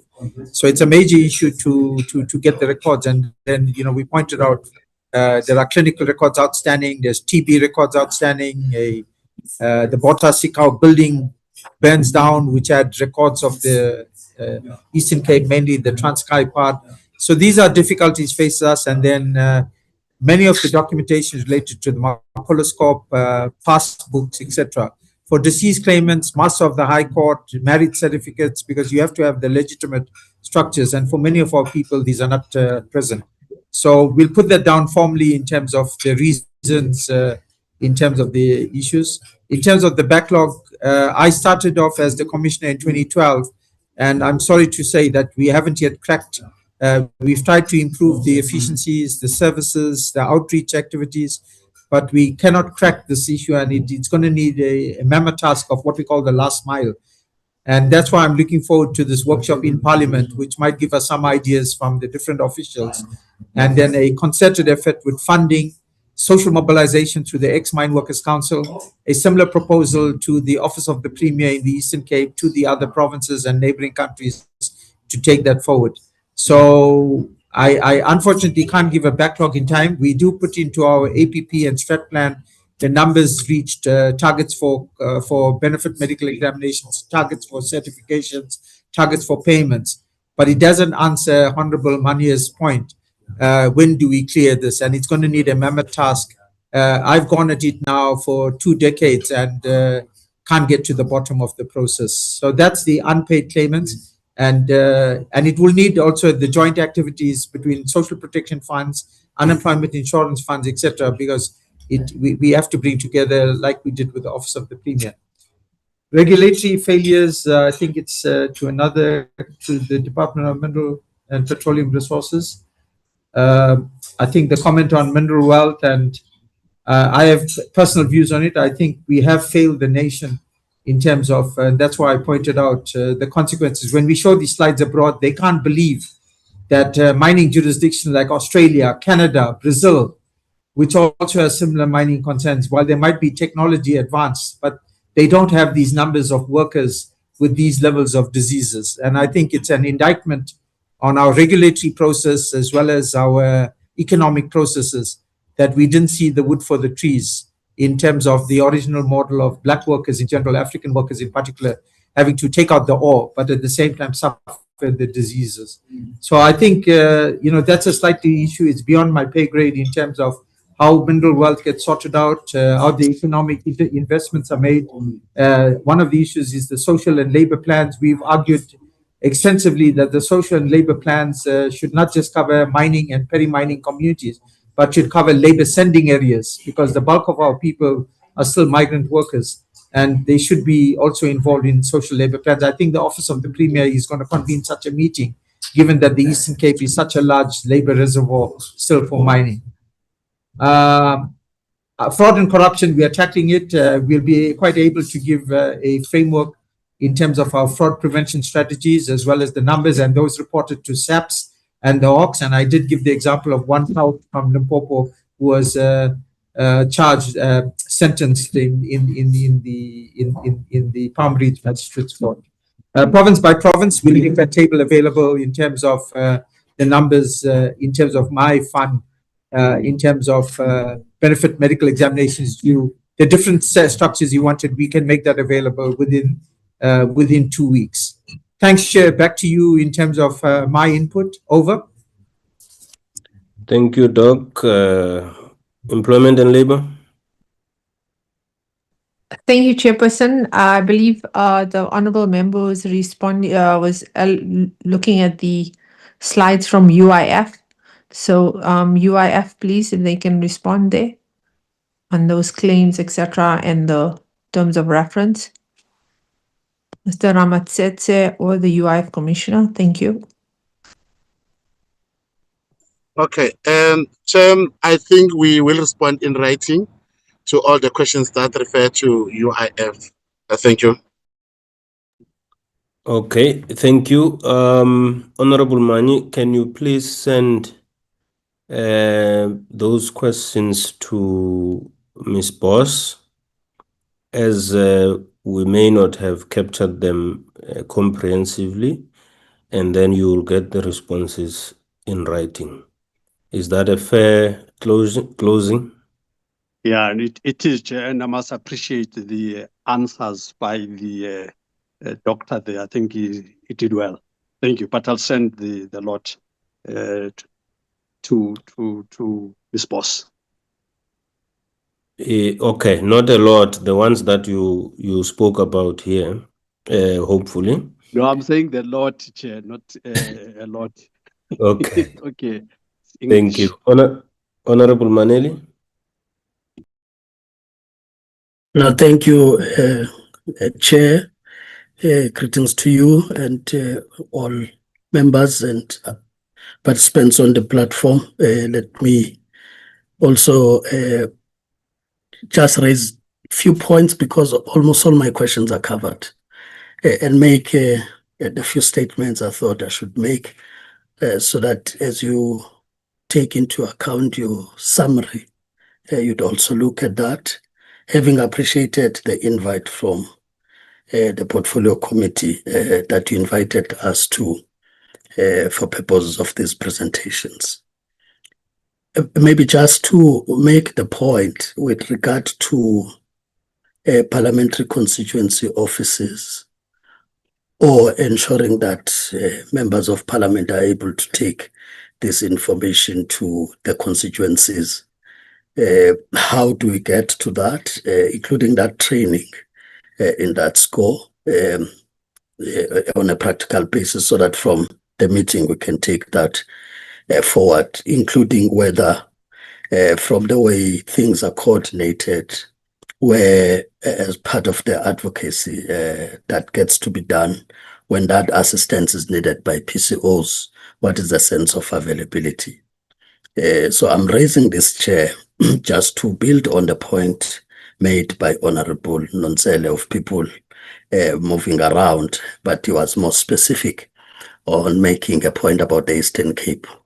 But the lived reality is such that even when people get to leave the mines, whether by retrenchment or pension or anything, they stay in the areas because they know that environment better. And this has created problems in municipalities that are host municipalities for the mines, because then people will have to settle with no other plan on increasing services and all that. So you'll be tracing them elsewhere from a point of labor sending area, but necessarily they would have built families around the space of work.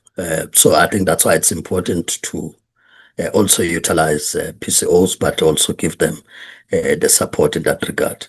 Let me then also speak to the suggestions I was talking to, Chair, because the question I had on integration has been answered in one way or the other. And I think, in my view, if that happens at an administrative level, ministerial level, the issue about compensating each other from a point of the costs may easily happen, but I think for as long as disjointed, I think that's why there's that problem.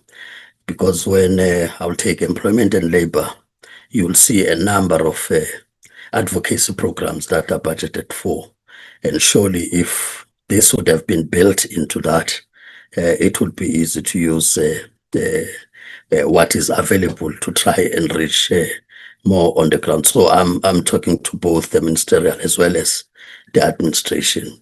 Maybe at the level of parliament, whilst I accept the workshop, joint workshop, but I think, Chair, maybe it's something to consider that once that integration has happened at an administrative level, as a stopgap measure, whilst you'd look at everything else, is to try and get this to be part of our programming in committees where this joint report does get to be presented by the department concerned on behalf of the team. So in that way, we can keep tabs of what is really happening so that we do not join part of the statistics that is probably has taken 2 decades to get to where we are, but move from where we are and make it better by ensuring that it's in our programming.